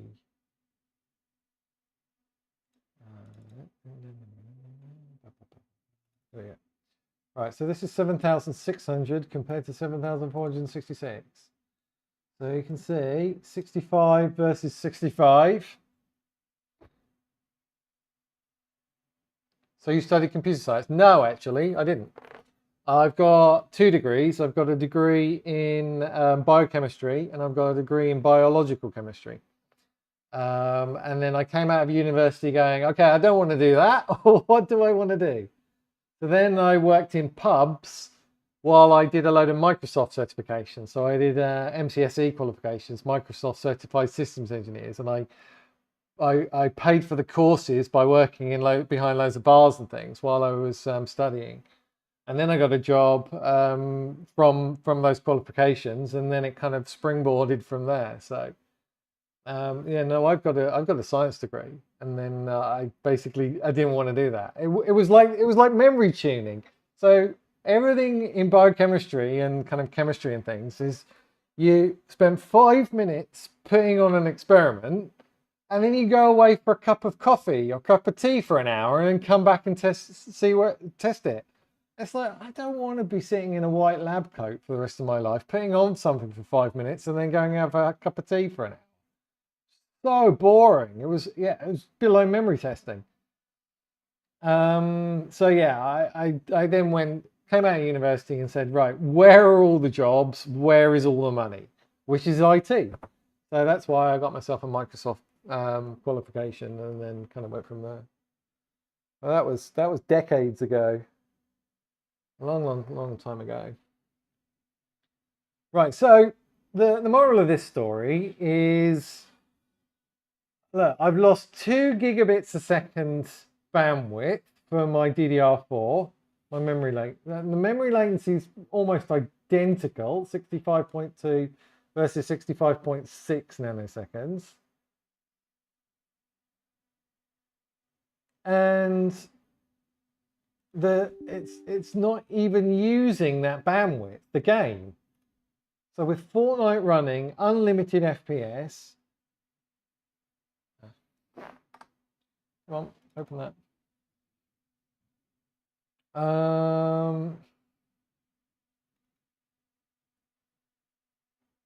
Yeah, with unlimited FPS, with Fortnite game running in the background, unlimited FPS, and this profiler running, it's hardly using any of the DDR5 memory bandwidth up.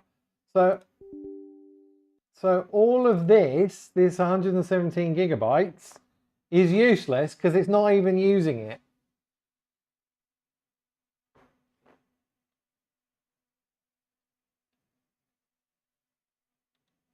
Yeah, so cool you have such experience. I'll tell you what though, the number of acronyms that I had to unlearn from biochemistry, like so many, like 3 or 4 ATP, adenine triphosphate kind of thing, and then having to do the same again for the IT world with all its acronyms to replace them is kind of, it was very confusing making that kind of switch.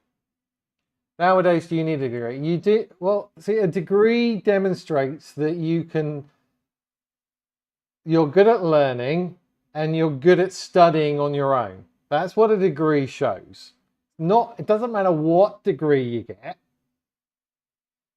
It's more about the fact that you can apply yourself and you can work stuff out. So if I'm hiring somebody in IT these days, if I'm hiring somebody, the number one attribute is not what qualifications they've got or what experience they've got. It's can they work on their own and work stuff out on their own without me having to handhold them all the time. If you've got that kind of degree mentality of being able to study on your own, look up stuff, work stuff out, then that is for me, number one thing for an employee to have. So, yeah. So I would say a degree is very good, but it indicates more of your mindset and how analytical you are and how you can do hard work and apply yourself. That's what I would say a degree is, or why a degree pays more as well. It gives you more opportunities for more jobs too. I mean, the guy that gave me my first big break that hired me for a company over in Boston in the States. It's my second IT job, but that was kind of my big break. He was a kind of a director in the company it was an IT software company that did internet billing software.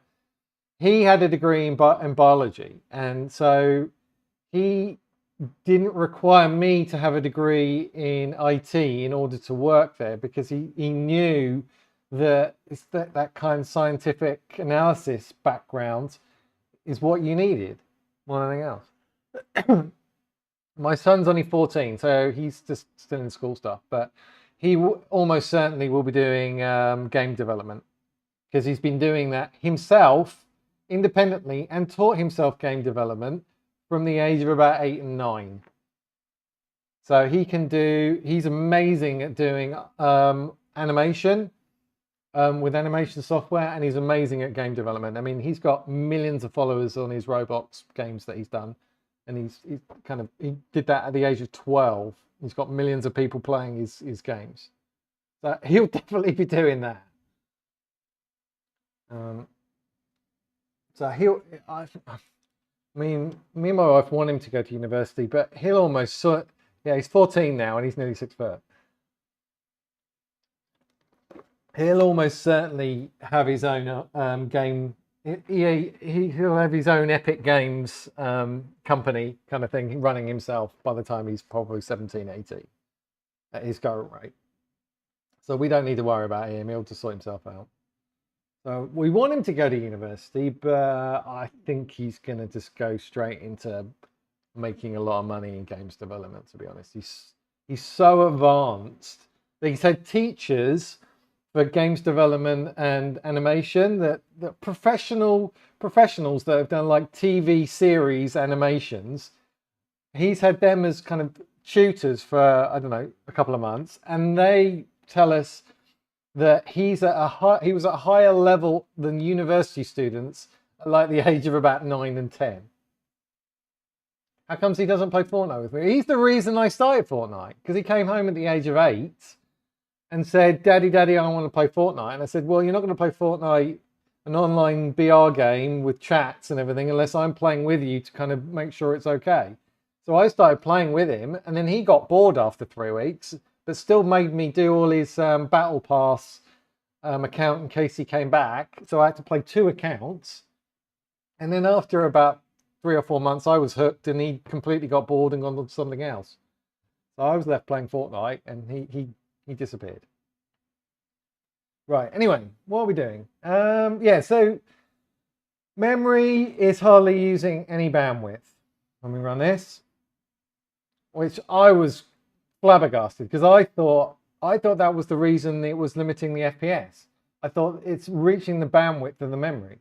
It's not. Hardly using it.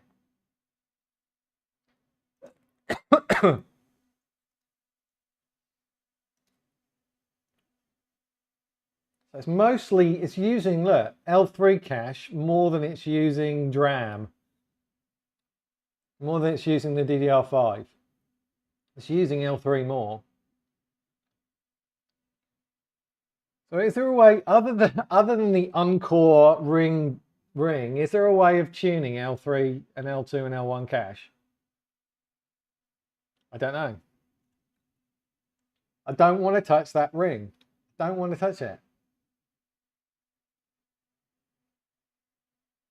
I think I did actually at some point get some stats on this as well with different E-core tests, CPU sets. Did I?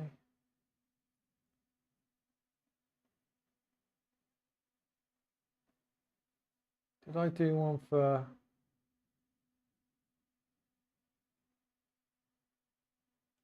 Did I do one for this? I've done so many tests and combinations of things that they get a bit lost.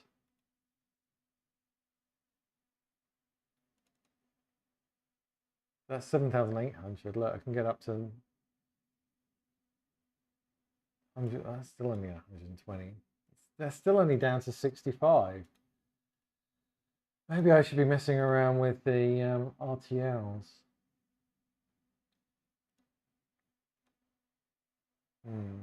Okay. Anyway, so I think the moral of that story is no, I can't go any higher with the frequency on this motherboard, unfortunately, unless I get some fans and cool the memory a bit. I think that's going to be the limit that I can get to. And I mean, you can do some. What am I? 15? I think I'm back to 16.0, aren't I? Or PY Prime. Am I back to 16? 15.8 was the best I've ever got for this, I think. Did I get better with 6.2 gigahertz? I might have done. I think I'm about 16 on this now. Oh, 15.8. Still pretty good.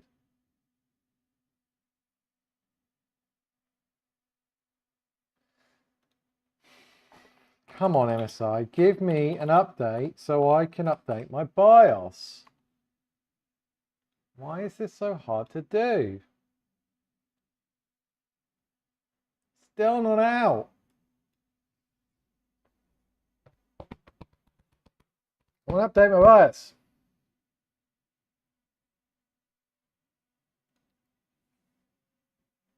Yeah, PY Prime is very sensitive to memory latency. So if you've got good latency, that's quite good results. The default for this is the 2 billion run, which I think I get about 7 on this. What did I get on my other PC? I don't know. 7.46. Let's go streaming PC. Let's do the same test on here. Let's do the same test. It's not quite the same because I'm streaming on this right now, but 2B or not 2B. I mean 1.8 for that step 1 versus 1.31. 10.7. So that's my old DDR4 versus my new DDR5 in combination with the faster CPU.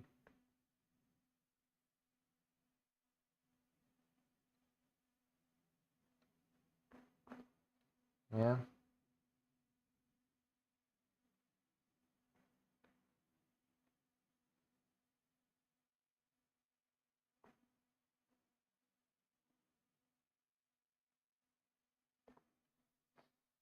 I will be running this again when I get the new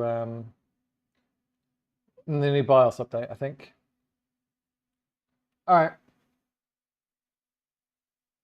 It's enough BIOS tuning for today. What's it? 6 o'clock already? That's what I mean. Where all the time just disappears when you do memory overclocking. It's 6 p.m. already. What time did Rapper need me? I think he needed me about 9.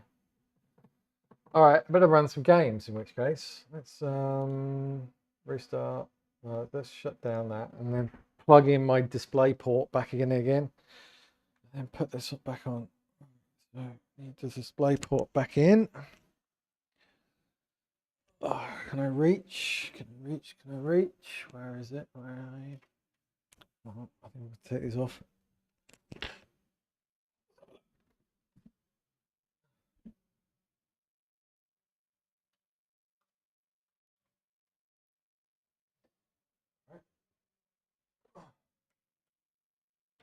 Right, display port's back in again, so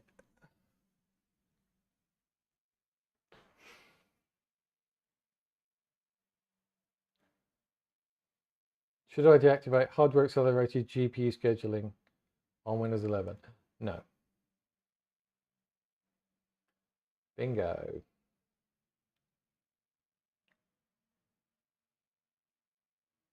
What else we got?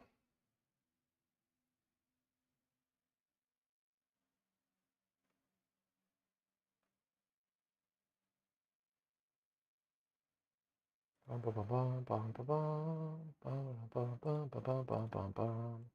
why is this being slow? Oh, is it because I haven't actually just set the display port on the monitor? There we go, that'll be why.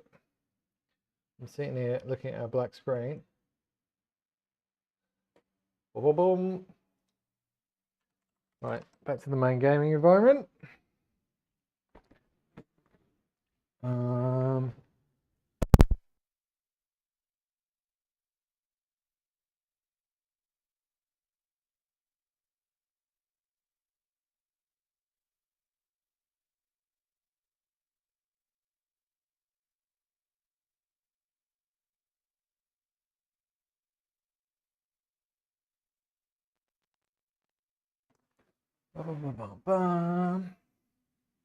Like my new footrest. It's really nice. Liking that. Oh, lifelong patriot. How you doing? Oh, wait, what did your wife major in? An accountancy. She's wanted to be an accountant since I think she was 9 or something. I'm having trouble conceptualizing how my what's it being driven by 4090 with ultra settings.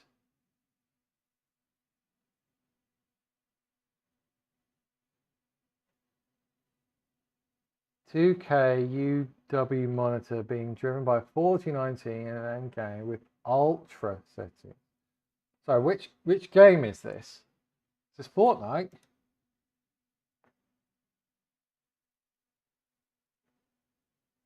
Which game is this? Is that Fortnite?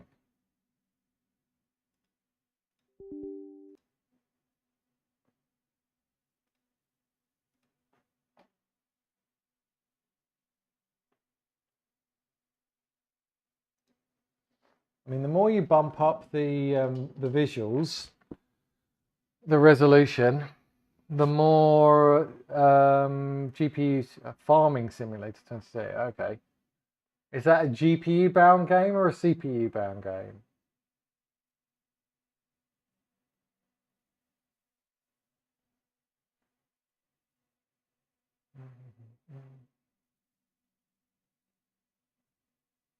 Yeah, because I mean, one of the weird things that I've had with this is I do not understand how if I run unlimited FPS, why it's 66% CPU and 20% GPU.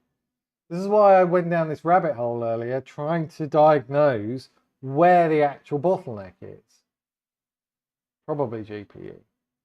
Well, if it's only 17% GPU usage, that seems a bit low.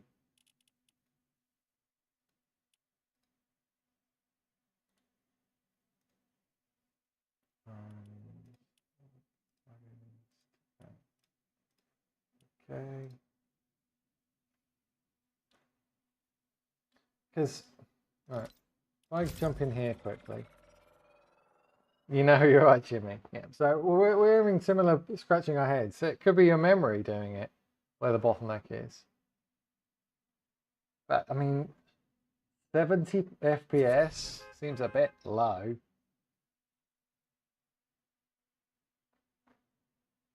6% CPU usage as well. It seems very low. How are you measuring it? Are you measuring a bit like me, where you let? I've got stats up here. Oh, I need to turn those off. I'm in super large mode. 70 on that. Apply.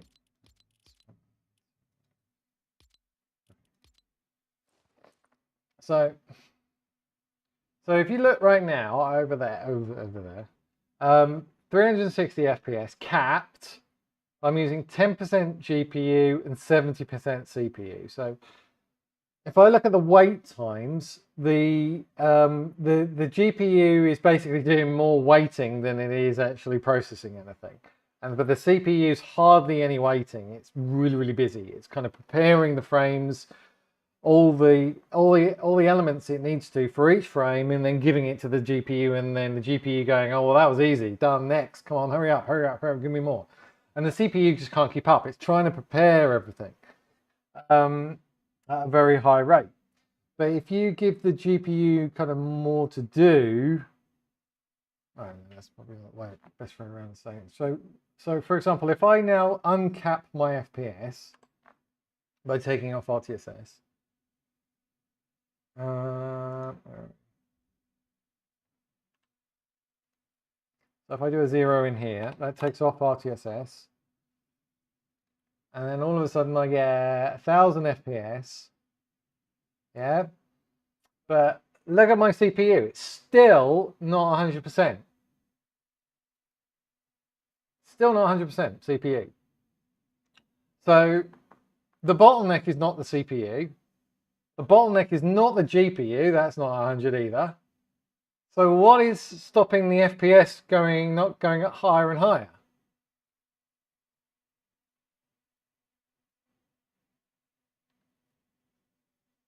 So I'm having a similar question to you, because that then leaves, I've measured that there's no network. Well, there's a little network. There's only a little disk I/O, and then that only leaves the memory.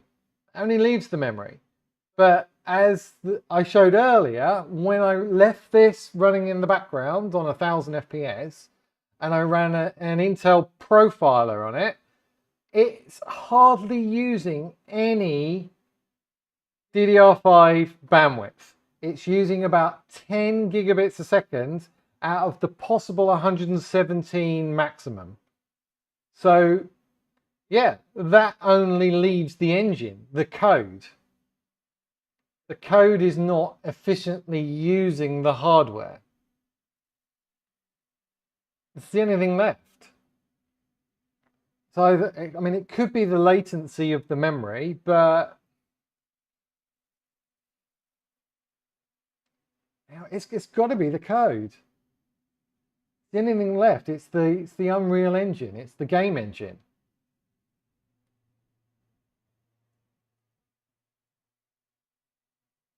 I mean, I found that interesting. I mean, the people that are getting more 1400 FPS over there are the people running AMD CPUs, I think. Intel, I think you're going to be limited to 1000. Because I've got the best Intel CPU. I've got maximum amount of cooling I can do for it. And I'm running really fast memory. So people spending 10 grand on a computer have just been really ripped off, but probably running Threadrippers or something. Hey, Cad. I found that really fascinating, that I expected when I ran the profiler with this running that the bandwidth of the memory would be limiting it, but it was hardly using any memory bandwidth at all, preparing those 1000 frames a second.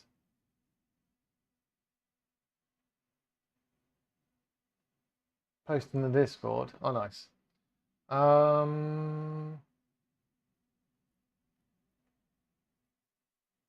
Yeah, I mean, I wish I had an Apex Encore. That would be really nice.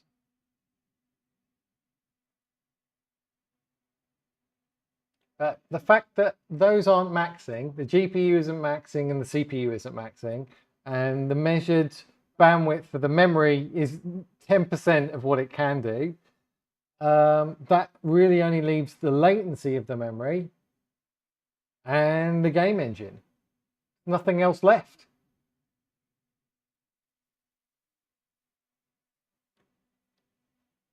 Joystick, Max, and keyboard. Have you got problem? What? CAD. I need help about an mic controller.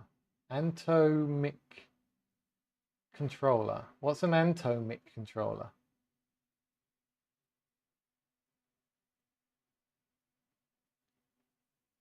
Yeah, it's always good to have more people with a broken Intel CPUs compare against.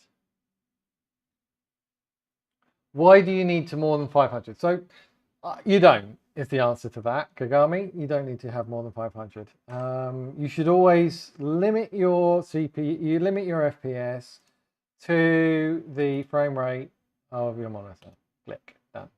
So in my case, it's 360.113. Because there's no point in going over that. You're just going to get screen tearing. And you won't get consistent frame times. So there's no point. You want consistent frame times. That number under the FPS, the 2.7, that is the most important number while you're gaming. Because it's the beat of the music. And you want to keep that beat as steady as possible. That way your timing's better for aiming. So yeah, you don't need it. I mean, if I was running a 500 Hz monitor, then I could put it up to 500. But the problem is that you still get FPS drops. Anti-micro. Well, I only use anti-micro for mapping scroll wheel up, scroll wheel down to D-pad up and D-pad down on this. That's the only thing I use anti-micro for. So that's scroll wheel down, that's scroll wheel up. I use anti-micro to map them. It's the only thing I use it for. You should always cap your FPS, yes. So why did we go down this rabbit hole? So I went down this rabbit hole because I want to know what the bottleneck is. When you uncap like that, what is the bottleneck? Because if it isn't the GPU, clearly, not 100%, it isn't the CPU, that should be 100%, but isn't, then and there's hardly any disk I/O, there's hardly any network usage. So the only component left is the memory. And then we ran a memory test while this was running in unlimited, and we had a look at the amount of bandwidth that the memory was using, and it was 10% of its max. So it isn't the memory bandwidth either. It's the engine, exactly. It's got to be the engine. It's just so inefficient to get from one place to another that it just takes a long time, and it's waiting on things. Yeah.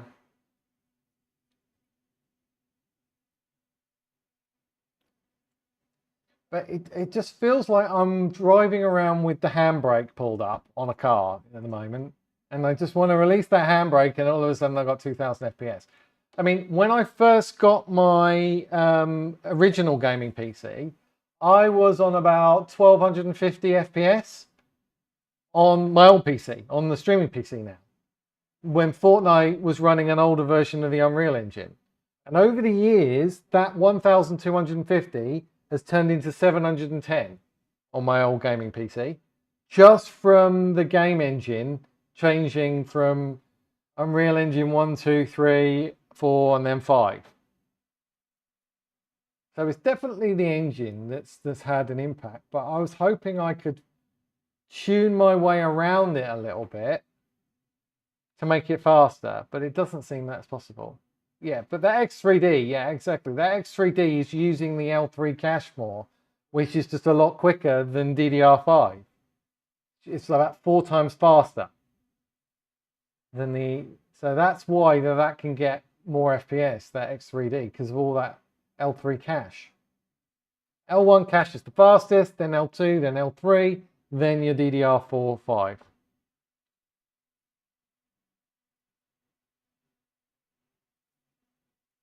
Only 2 threads are utilized. Okay. But I mean, that's the other thing. I'm running in DirectX 11 here, which doesn't do the best job of spreading load across the CPU cores. But if you do DX12, then the detail is so much more that your FPS comes way down.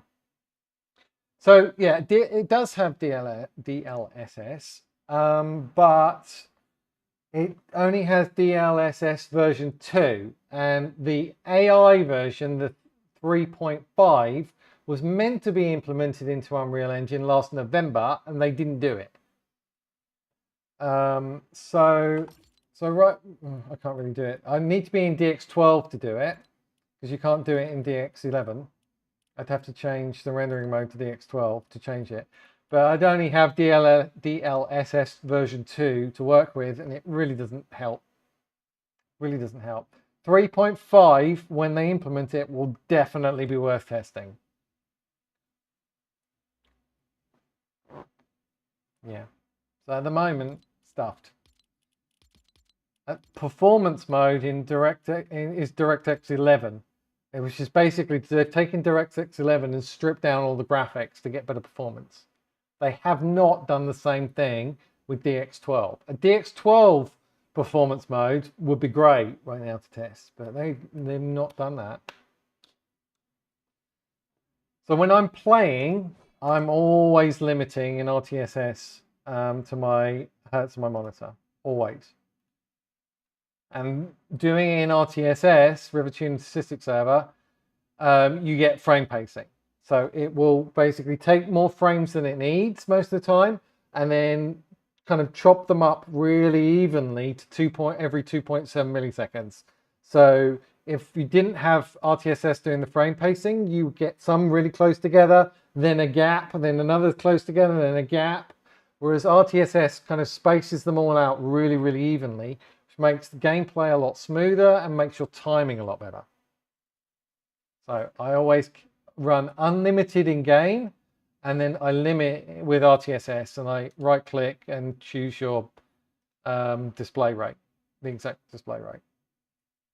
It's by far the best. And if you think this adds latency, it really doesn't. I've measured it. Measured end-to-end latency does not add latency. So it's win-win with RTSS. Love RTSS.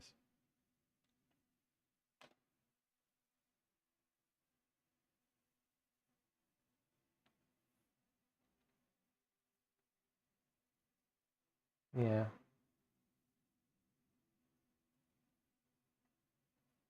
No, you can't do that in Fortnite, unfortunately. Can you switch to DX12 to see how the... Yeah, I'll show you. The only problem is that will wipe out all my shader cache when I play again, but alright.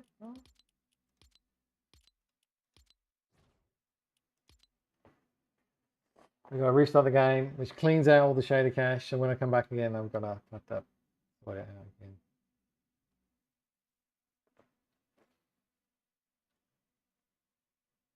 Are you doing something else on RTSS? So maybe I should know. No, not really. I did sometimes use scanline and front edge sync. The only other thing to do in RTSS is turn that off. I don't know why that was on, but obviously when I was testing before, I accidentally left it on. And you don't need to inject the NVIDIA reflex latency markers if the game you're running has already got reflex built into it. That's only for games that don't have it. So Fortnite already has it, so I turn that off too. That's about it. And you have to create a profile for the game you're running. That's specific. And I also run overlay editor so I can see all the stats. Create my own stats. Creating my own overlay in here. So I love that. All right, let's go back into that game.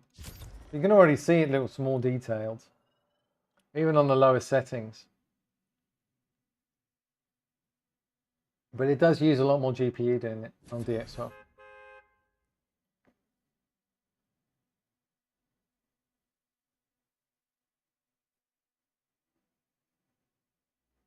It's going to be 100% CPU a lot while it's rebuilding shaders as well.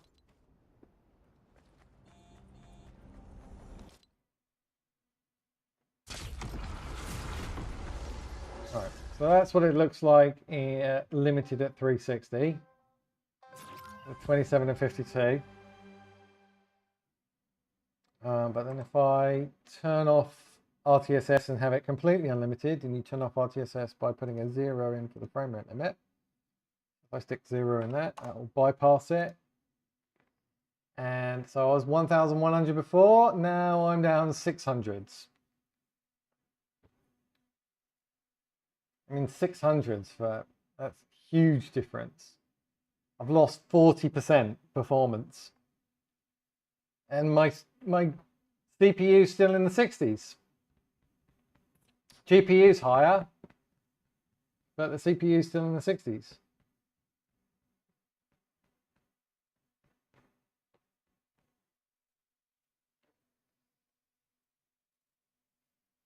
And we got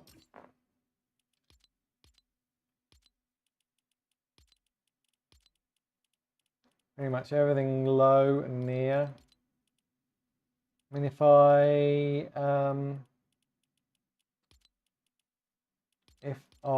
changed it to use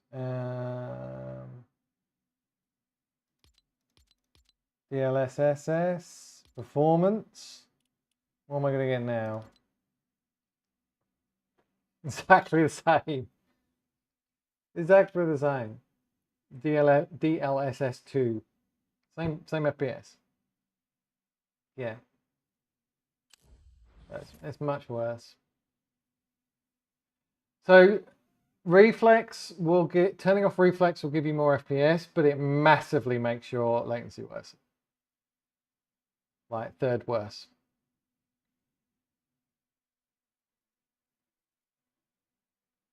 So you want reflex on plus boost. Yeah.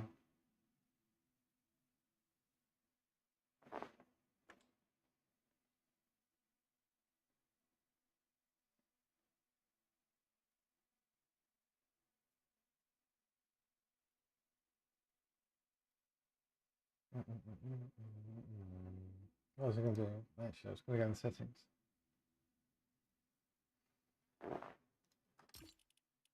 I mean, that's DLSS. It's just not helping at all.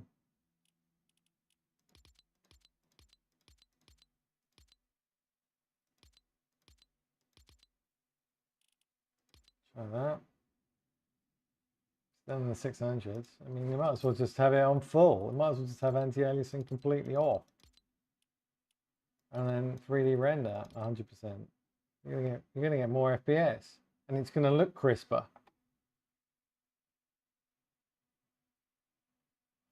No, not from what I've measured. I've done a lot of latency tests recently, and just having it on a low usage massively decreases the render queue and reduces the end-to-end latency. I know that's the theory, but in reality, in fact, this is good when you get to 95%. This is good all the time. Measured it. Honestly, we spent hours swinging a pickaxe measuring latency, end-to-end latency.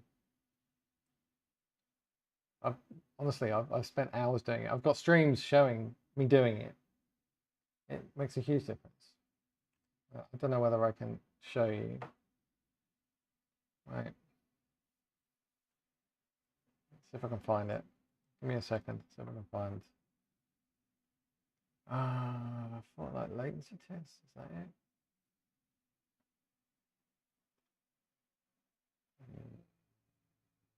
No, isn't that one.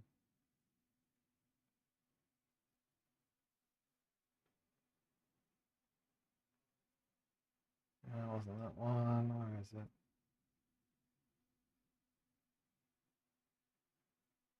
Let's see. BIOS testing.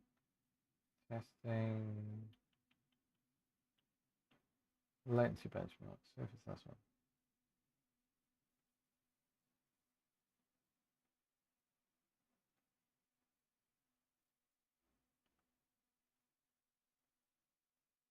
Yeah, okay. Let me show this. So this is latency testing with reflex off, reflex on plus boost. So the GPU was pretty much at 15%. No, what was it? Probably capped it. Probably capped at that. Probably on about 40% GPU. But as soon as you go on plus boost, the latency comes instantly down. Comes instantly down.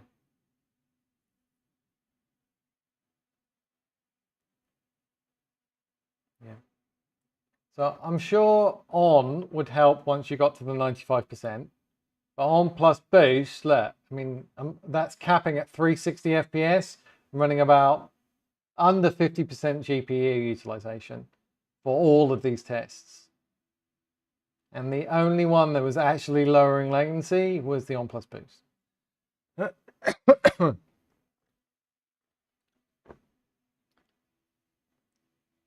Yeah, engine bottlenecks. Indeed, engine bottlenecks. Right, I'm going back to performance mode. It does spread the load better across the CPUs, DX12 and DX11. It's rendering so much more that the performance just takes a dive.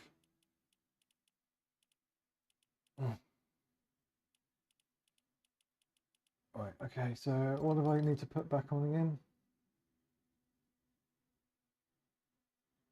I kind of want to reset this to low, off, 100s, all low, these are all off, that's on plus boost. I did do some benchmarks for FPS as well, comparing those ones, not just for latency too. It does take a little bit of FPS off running on plus boost for reflex. But yeah, I'm sacrificing a few. Well, it doesn't really matter if you're capping. I mean, almost you won't even notice. You're getting lower latency, so right. Back to performance mode. Oh my god, where's today gone? It's 6:30 now.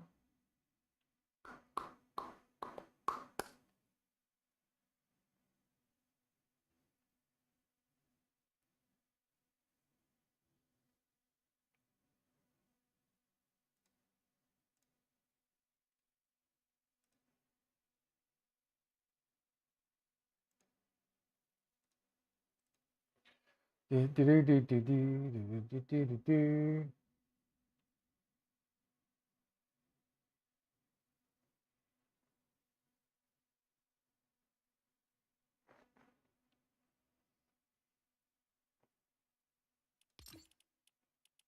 Biscuit's playing. Mike's playing. Yeah. I've got to rebuild my shadow cache, as I say now. Just cleaned it all out.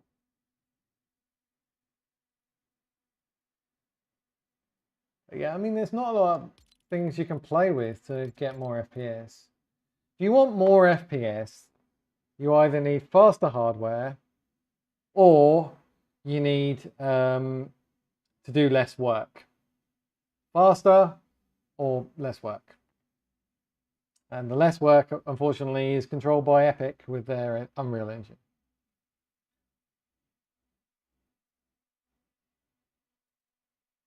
Yeah, yeah, I think you're right. I think only the X3 3Ds ones are getting more FPS than me. If anyone's getting on Intel is getting more FPS than me, I want to know about it and I want to know how they did it. Because other than doing less work, where you can kind of reduce your graphics to potato settings, because I can't take them down anymore in this, but what I could do, if I close Fortnite quickly, I could make the LOD bias. I could change the LOD bias so it's more potato graphics. The only way to do that is in the NVIDIA Inspector for Fortnite. And then I've got resizable bar on. Where's the LED settings? Here we go. So for direct, so we need to turn that on, which is normally off, but okay. And then we put DirectX, set that to +3. Isn't it +3? Is it +3 or is it -3? Remember. So the +3 or -3, I can't remember.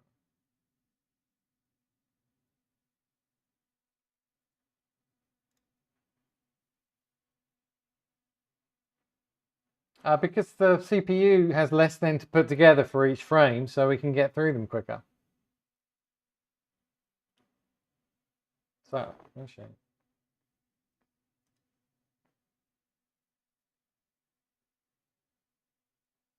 All right, so now we start Fortnite back up again. I'll turn this off.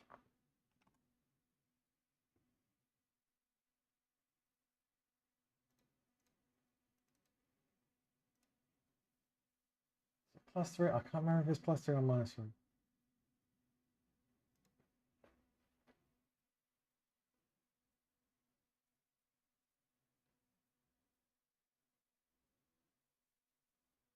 Was it 1100-ish before, wasn't it?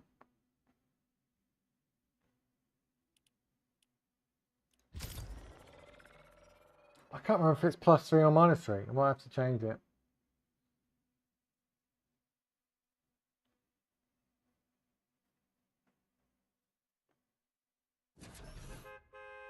When I tested this before, it didn't make a huge difference, so I just left it as it was.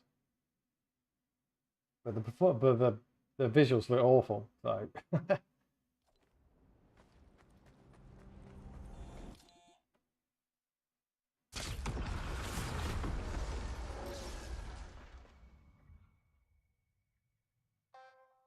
What are we looking at here? 1100-ish.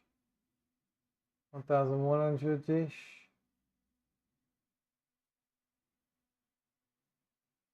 63% CPU.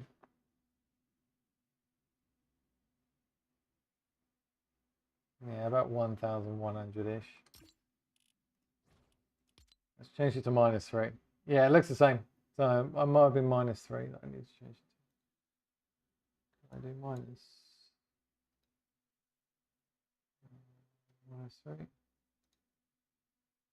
Well,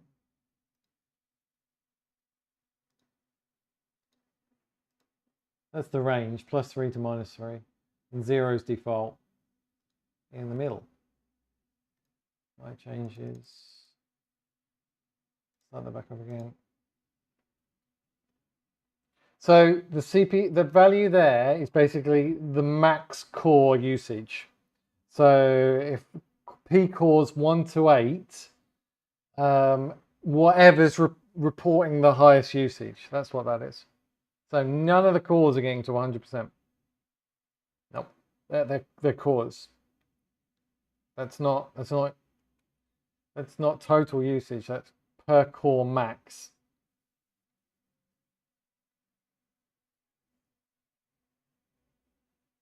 So none of the cores are getting to max. I can show you Processor Sue in a minute.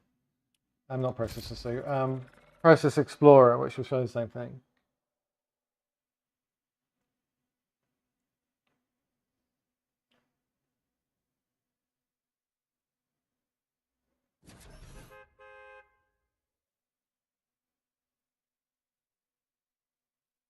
Probably shouldn't really be doing test on a map with no objects in it, because I probably should have done it in a different map.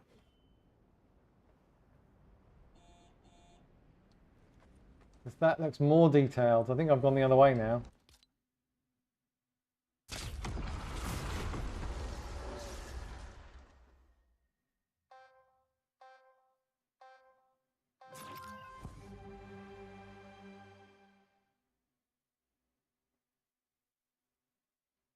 Same. Same. It looks the same.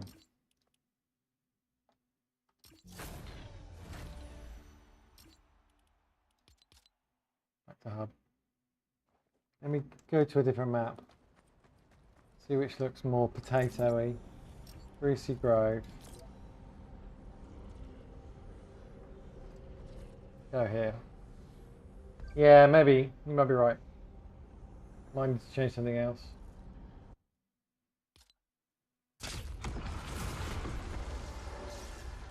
That looks pretty potatoey.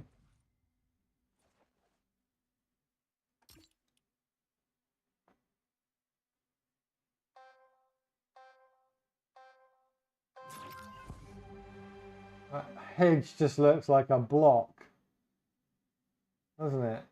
It's just a block.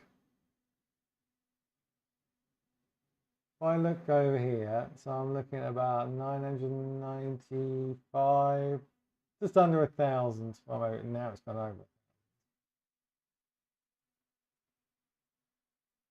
So that's -3. But that does look quite blobby. That does look quite blobby. CPU 72%. Let's change it to -3 again. Yeah, it's when I tried this before, it was like, oh, it's just not worth it.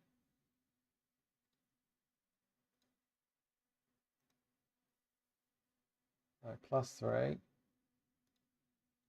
For that. I know we're not an OpenGL app here. It's DirectX, so it should only be DX, but keeping them the same.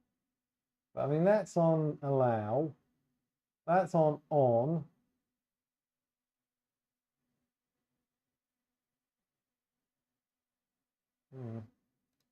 Oh, well, wait, what do I do? Weird that they're two different values, even though they're the same thing, like 30 and 18. What's that about? Why is that 18 there and that 30 there? They're supposed to say +3. Let's have a look now.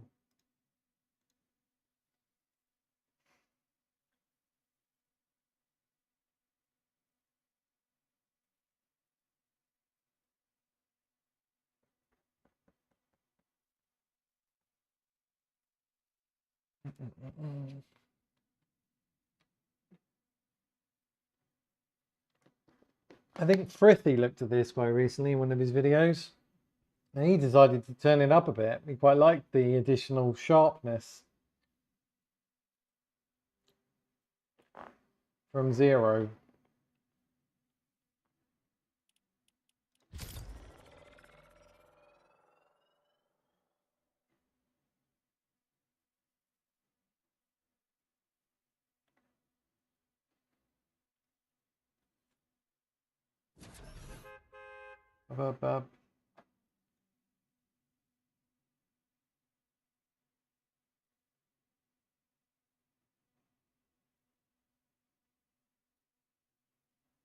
Yeah, so Kagami, basically the code is just not efficiently written. You're going from point A to point B, you normally go in a straight line, and the code is going A, B, C, D, E, F, G, H, and then finally getting to where it wanted to go. Well, it's still pretty blocky. It's the same, isn't it? Maybe I haven't got this turned on. I don't know. Maybe I have to do something else to actually make this work. But I mean, that's the same FPS. That's exactly the same. That's exactly the same. No difference at all. As something's overriding this, I'm going to put these back to defaults.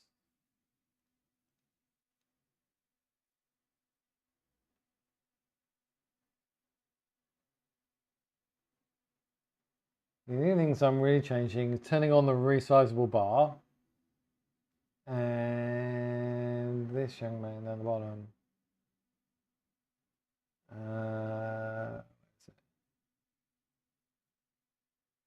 Wait, where is it?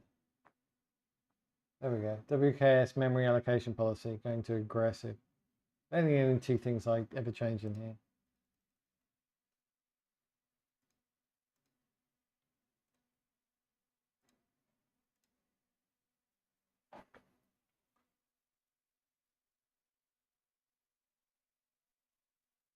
Yeah, so I don't know how people are getting more than 1,000 FPS on Intel. I'm kind of disappointed that my old Intel could do 710 and the new one could do 1,100, even though it's cost twice the price the computer. And the Cinebench scores are at least twice the amount. I mean, my old computer, the Cinebench score is about 10,000 with just P cores running. My new PC can get up to 43,000. So, but that's with all the E cores and the hyperthreading on as well. What else could we? There's not many dials I can turn here to get more FPS.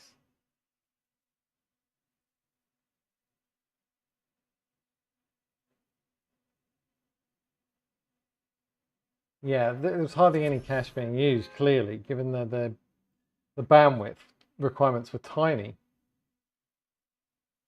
And it was not near 100% CPU. It's got to be engine. Got to be.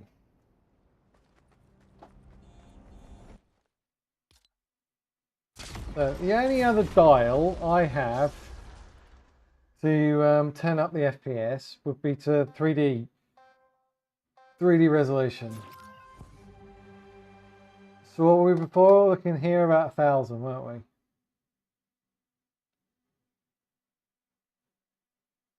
Yeah, about 1,000. Is this the 3D resolution? So if I turn that down to absolute, what's the lowest I can you even do 0%? I don't think a 0% is a thing, is it?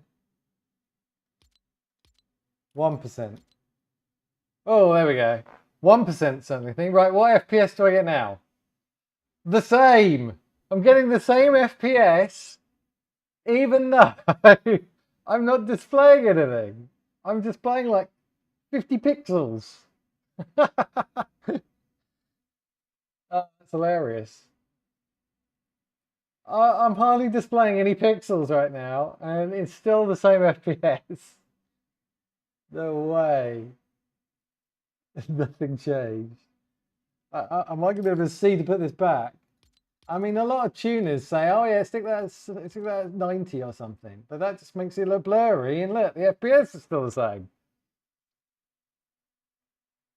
No, I'd have to change the, oh, I suppose I could change that here, couldn't I? Right, lowest possible res, 720p. Right, what am I getting now? I now don't know what FPS I'm getting because the thing's off the screen.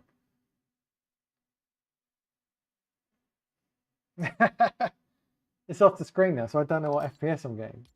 Hang on, let me see if I can do it via this instead. That's the same. It's still 1,000. It's still 1,000. It's still 1,000 FPS.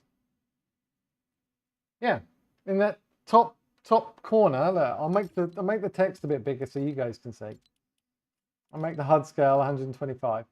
See that? Over there by the mini map, over in the top right corner, still 1,000. You're right. It's the game engine. It's got to be. It doesn't matter what you try and reduce down. It's the game engine. I have no control over it. There's no amount of tuning that you can do to get more FPS on Intel without having a ton. Can I glue some L3 cache onto my Intel CPU like AMD did? Anybody got any glue?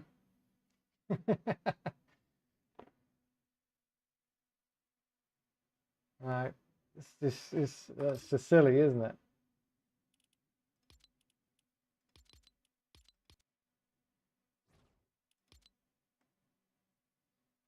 Yeah. Same. It's the same no matter what you do.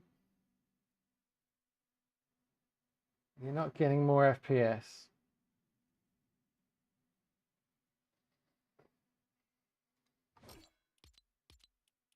There's literally no other dials I can turn here. Everything's low, near, disabled. There's nothing else you can turn down.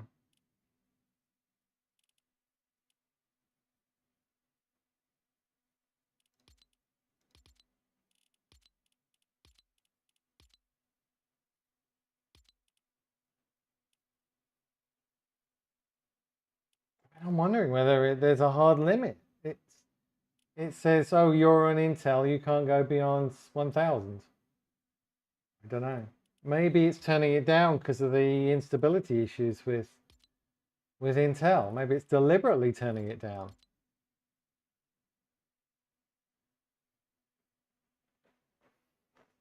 How do I load into that map? Well, this is my own one. There is a map that you can run. What's the map that we sometimes run at Zeppo? Now, let me go and get you code. Get you a code. Because there's a map that does like a loop that automatically just runs you through it and you can watch your FPS. But it's basically creative. Let me go back to the lobby. But you want to be in, you want to do the setup like I do. You want to go into settings and then you need to do full screen, your native resolution, unlimited. You need to make sure that a performance mode is on. You'll need to use the where is it? Where are you? All the low settings. Yeah, on my Discord. Zeppo and all those guys get more FPS than I do. They're actually being capped at 1250 if they turn on the reflex. They're actually hitting the hard cap. If they turn off the cap, then they're getting like 1400. There's a few people on my Discord that are getting higher than me. On 7800 X3Ds.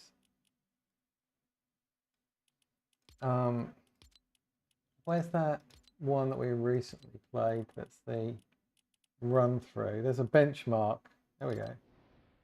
So the island code there is what? 5284. I need to take a screenshot. 5284 3456 3282. Yeah, and they have slower RAM than I do. Lower frequency CPU, much lower frequency CPU, much lower RAM.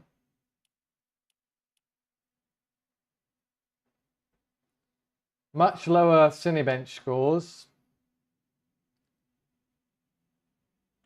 You got it? So if you select that and play that in private mode, you can kind of watch your FPS as you're going around the place. Yeah. Yeah, everything is worse other than having more L3 cache. Yeah, well, you got lower power draw, lower temperatures, yeah.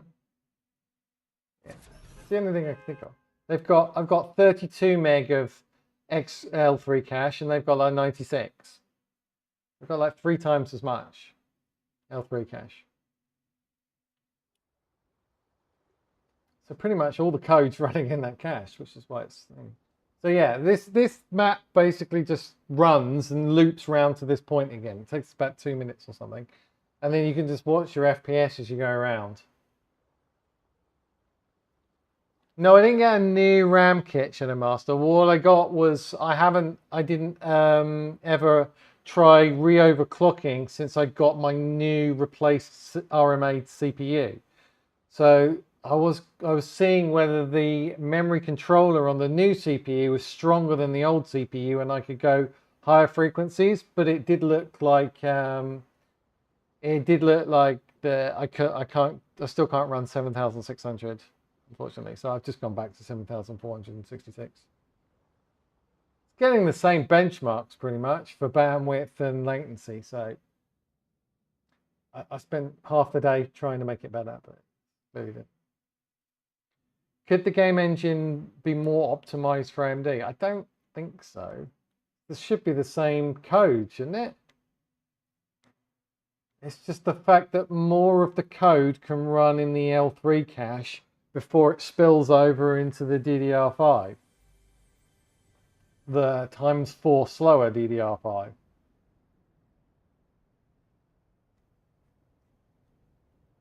Motherboard limitation. Yeah, mine's definitely a motherboard limitation. I've got 4 memory slots instead of 2. I don't have the ability to fit a fan. I've got a Corsair memory RAM fan that I used on my old computer that should be able to fit on top of the new computer memory and cool that. But unfortunately, right at the top of the motherboard, there's just no room to actually fit it on top of where the memory stick slot into. There's just no room for one of the arms. So I haven't been able to fit a RAM fan to overclock it a bit more. So we're getting instability about 55 degrees centigrade, 56. Yeah, if I could have a motherboard with only 2 slots, then yeah, it would be a lot more stable. Lower latency as well. I mean, you're having to go. You're missing. I've got 2 memories, and so I've got nothing in the first slot, and then a memory stick. Nothing in the third slot, then a memory stick. So the CPU root is having to go through the empty one into the second one, through the third one into the fourth one, and then back again. And I mean, that's why there's a lot of latencies, because it's basically having to go further. Whereas a 2 RAM stick slots would just basically be just going 1 and 2.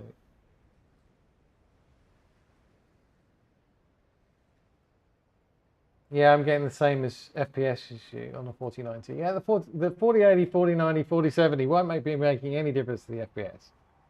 It will probably help with the latency a little bit, having a 4090, but it won't be helping with the FPS. I mean, the GPU is bored. Look, it's 40%. It's just waiting for the CPU to give it instructions. Especially with my iPhone when it comes to building PC. Yeah, you don't want to be buying an Intel CPU at the moment. You want to be buying an X3D AMD CPU system. You can save a bunch of money on the cooling solution, because you only need a 360 AIO, and that'll be plenty for it. Save a lot of money.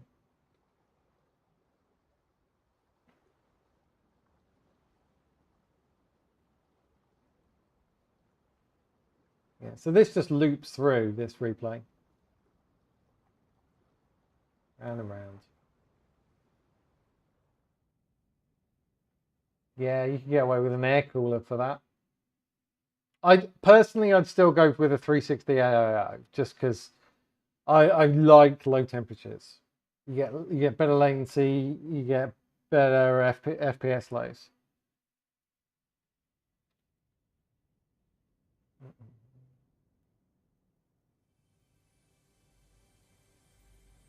I mean, CyberPower have offered to swap me to AMD if I want to. If this continues to be unstable, this 14900K, yes, then they've offered to basically change my CPU and my motherboard.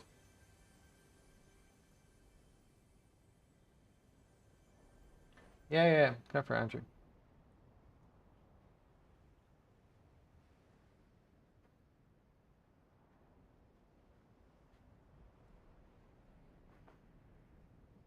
But yeah, I mean, I'm reaching about 1200. Look here in this replay, reaching about 1200. This map's pretty much the same as Reload map, to be honest. Going into no, I don't normally benchmark other games that are GPU bound, but I do benchmark when I'm overclocking my GPU, I do benchmarking, 3D Mark, and superposition. And so I can see if they're getting bigger and bigger scores in those, then overclocking your GPU and optimizing your GPU, those still apply. They'll apply to GPU bound games as well. But yeah, I mean, you can see, look, I'm not bottlenecking at the CPU, 77%. In fact, let's run Process Explorer while this is running.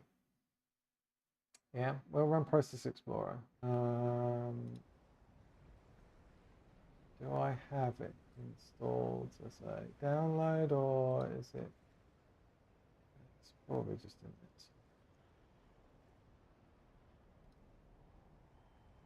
Where's Process Explorer when you want it? Oh, did I put it in the C drive? Processor C. No. Where did I put it?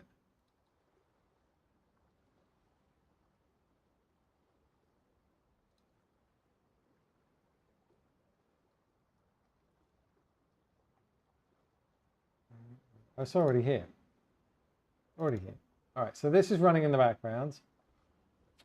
So you can see, this is the CPUs right here. Look. You can see none of them are hitting 100%.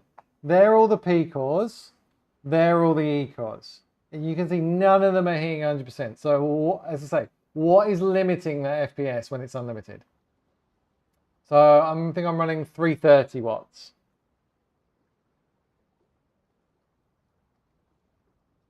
Nothing's downclocking. I'm running 5.9 gigahertz across all the P cores. None of these are downclocking. They're perfectly decent temperatures, 60 degrees. That's fine. So the only thing that could potentially, well, there are two things left that could be bottlenecking. If that's not 100% and that's not 100%, then it's either the memory or it's the game engine code. And I showed earlier today that the memory is hardly being used. It's using 10% up of the bandwidth. So that isn't the bottleneck.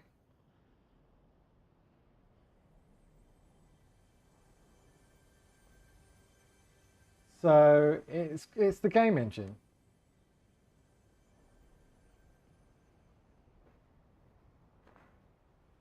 Might as well downgrade to that replacement. Yeah, I would get more FPS. I would.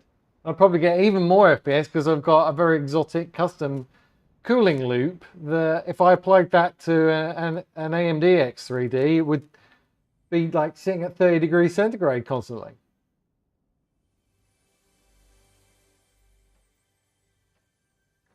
So it's the CPUs are not maxing out. It's the game code.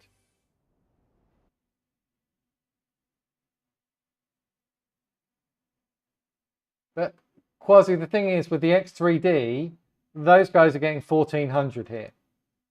I've got the top of the range Intel running 5.9 gigahertz, and I'm getting a lot less FPS than the X3D ones.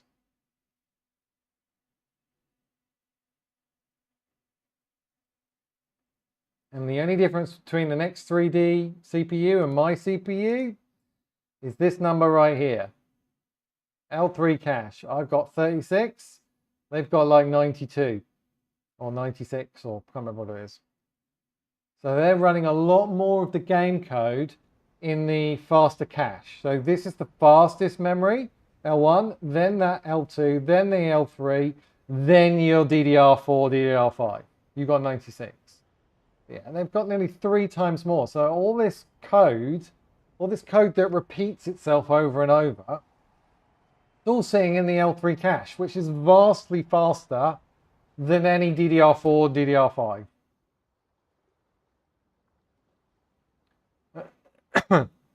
So dumb Intel pushed the power that far to reach top speeds. It's not about power, Shadow. Power has never been the problem with these Intel CPUs. It was never the problem. The complete red herring. I'm running about 130 watts in game. If I run Cinebench, unlimited, I think I get unlimited power. I think I use about 330 watts. So my extreme profile is limited to 320. So even if I run unlimited, I'm hardly getting over that 320. The issue was never power. The issue was always extreme voltage spikes, one way or the other. Either it's too high or it crashed too low, and then you get crashes. That was always the problem. It was the voltage frequency mapping, never the power. The power was never the problem.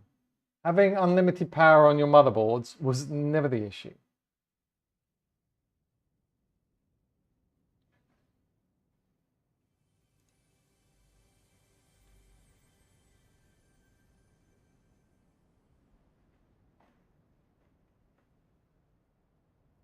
Well, I mean, I haven't delidded my CPU, and I'm running 58 degrees centigrade in game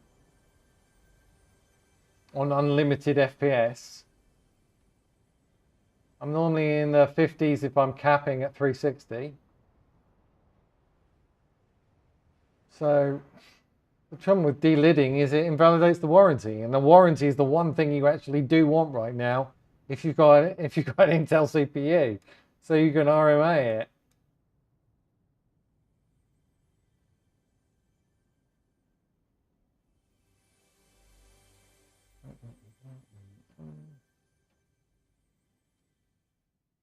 So yeah.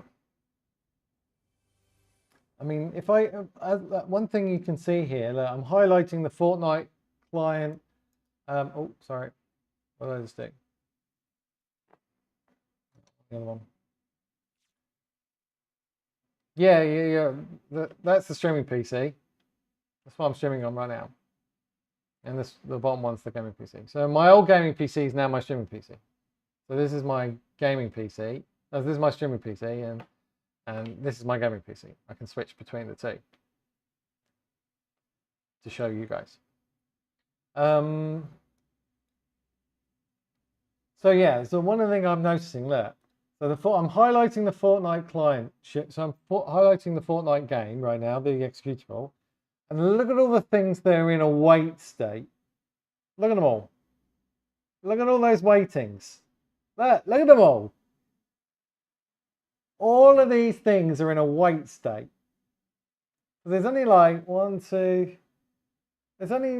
about 5 or 6 threads that are actually running at once. This is a game code issue.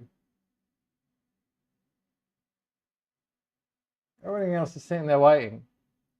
Oh, sorry, you can't see. Sorry, I'll show you. So yeah, so look, I've highlighted the Fortnite exe here. Move that over a bit. Highlighted it there, and then clicked on threads, and you can see what threads it's running. And it doesn't really tell you much details of what they are, but you can see each one. And you can see that there's only a couple ever running at the same time. There was a few running there, but the vast majority are all waiting. Waiting. Look at them all. So this is waiting on something.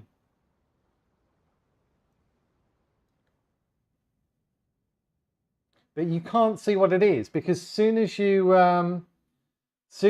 start trying to hook any kind of monitoring tools into Fortnite, Easy Anti-Cheat will kick you out. It won't allow it. So you'll either get banned or it just won't allow it.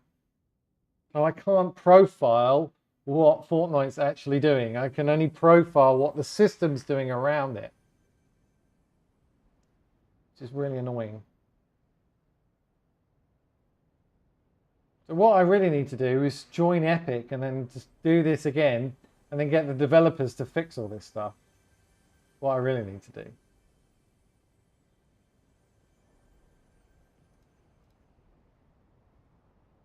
I mean, look, context switching, system idle, 61% system idle. Mind you, that includes the e-course, I suppose.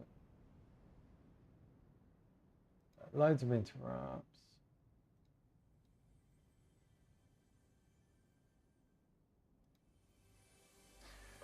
So anyway, I think we've covered most of that. Sure. Why have we just gone under the map? Oh no, we've gone to a different map. Yeah, I mean, if you're running an X3D AMD CPU, you'd be seeing about 1400 right now if you weren't running Reflex on plus boost. If you turn Reflex off, if you turn Reflex on plus boost on, I think you're capped at 1250 here. I don't think Reflex works over 1250.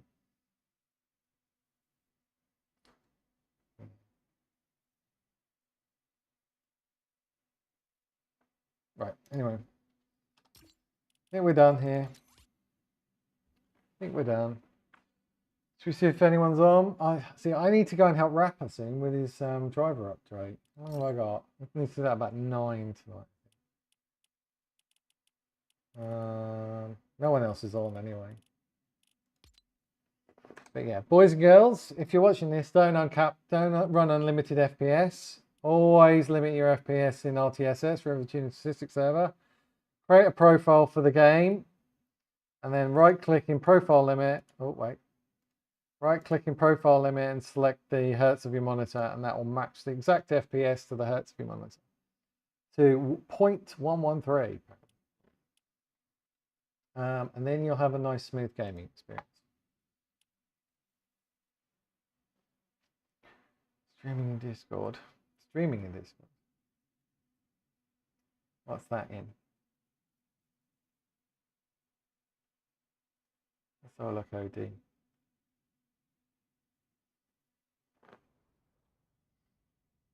So you're running about the same. It's about 1,800, 900. Those are jumping around a lot. 900, 800.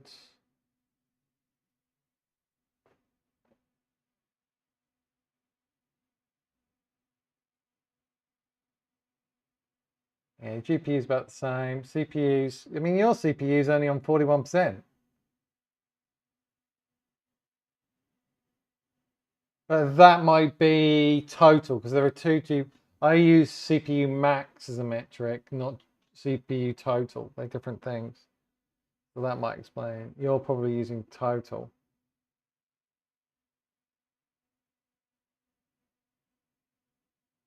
Yeah, and I'm running 5.9 gigahertz on the CPU, and I'm running 3000 megahertz on the GPU.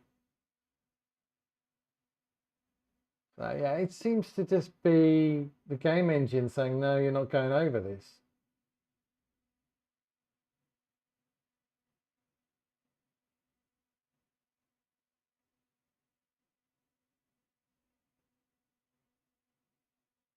As far as I'm aware, nobody's getting more FPS than I am on Intel.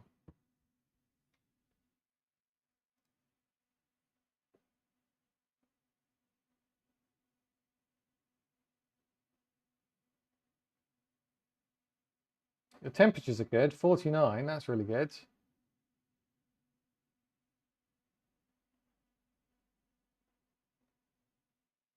Yeah, peaked up to 60s there.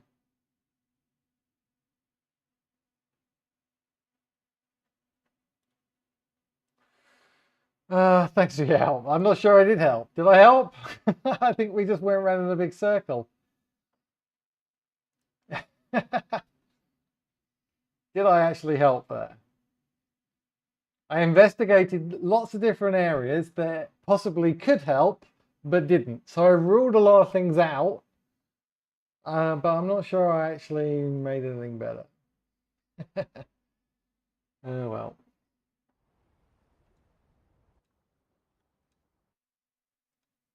All right.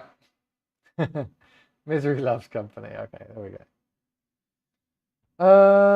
Right, nobody else is on, so I think I'll probably see if I can find where is I was meant to be helping Wotherball today with her PC. I told her to tell me as soon as she wakes up.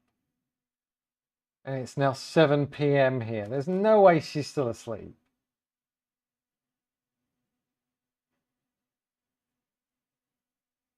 Really? Maybe I should have gone with late. Anyway, I'm going to go and sort her out. I'll catch you guys a little later. Okay? All right, bye for now. Take care.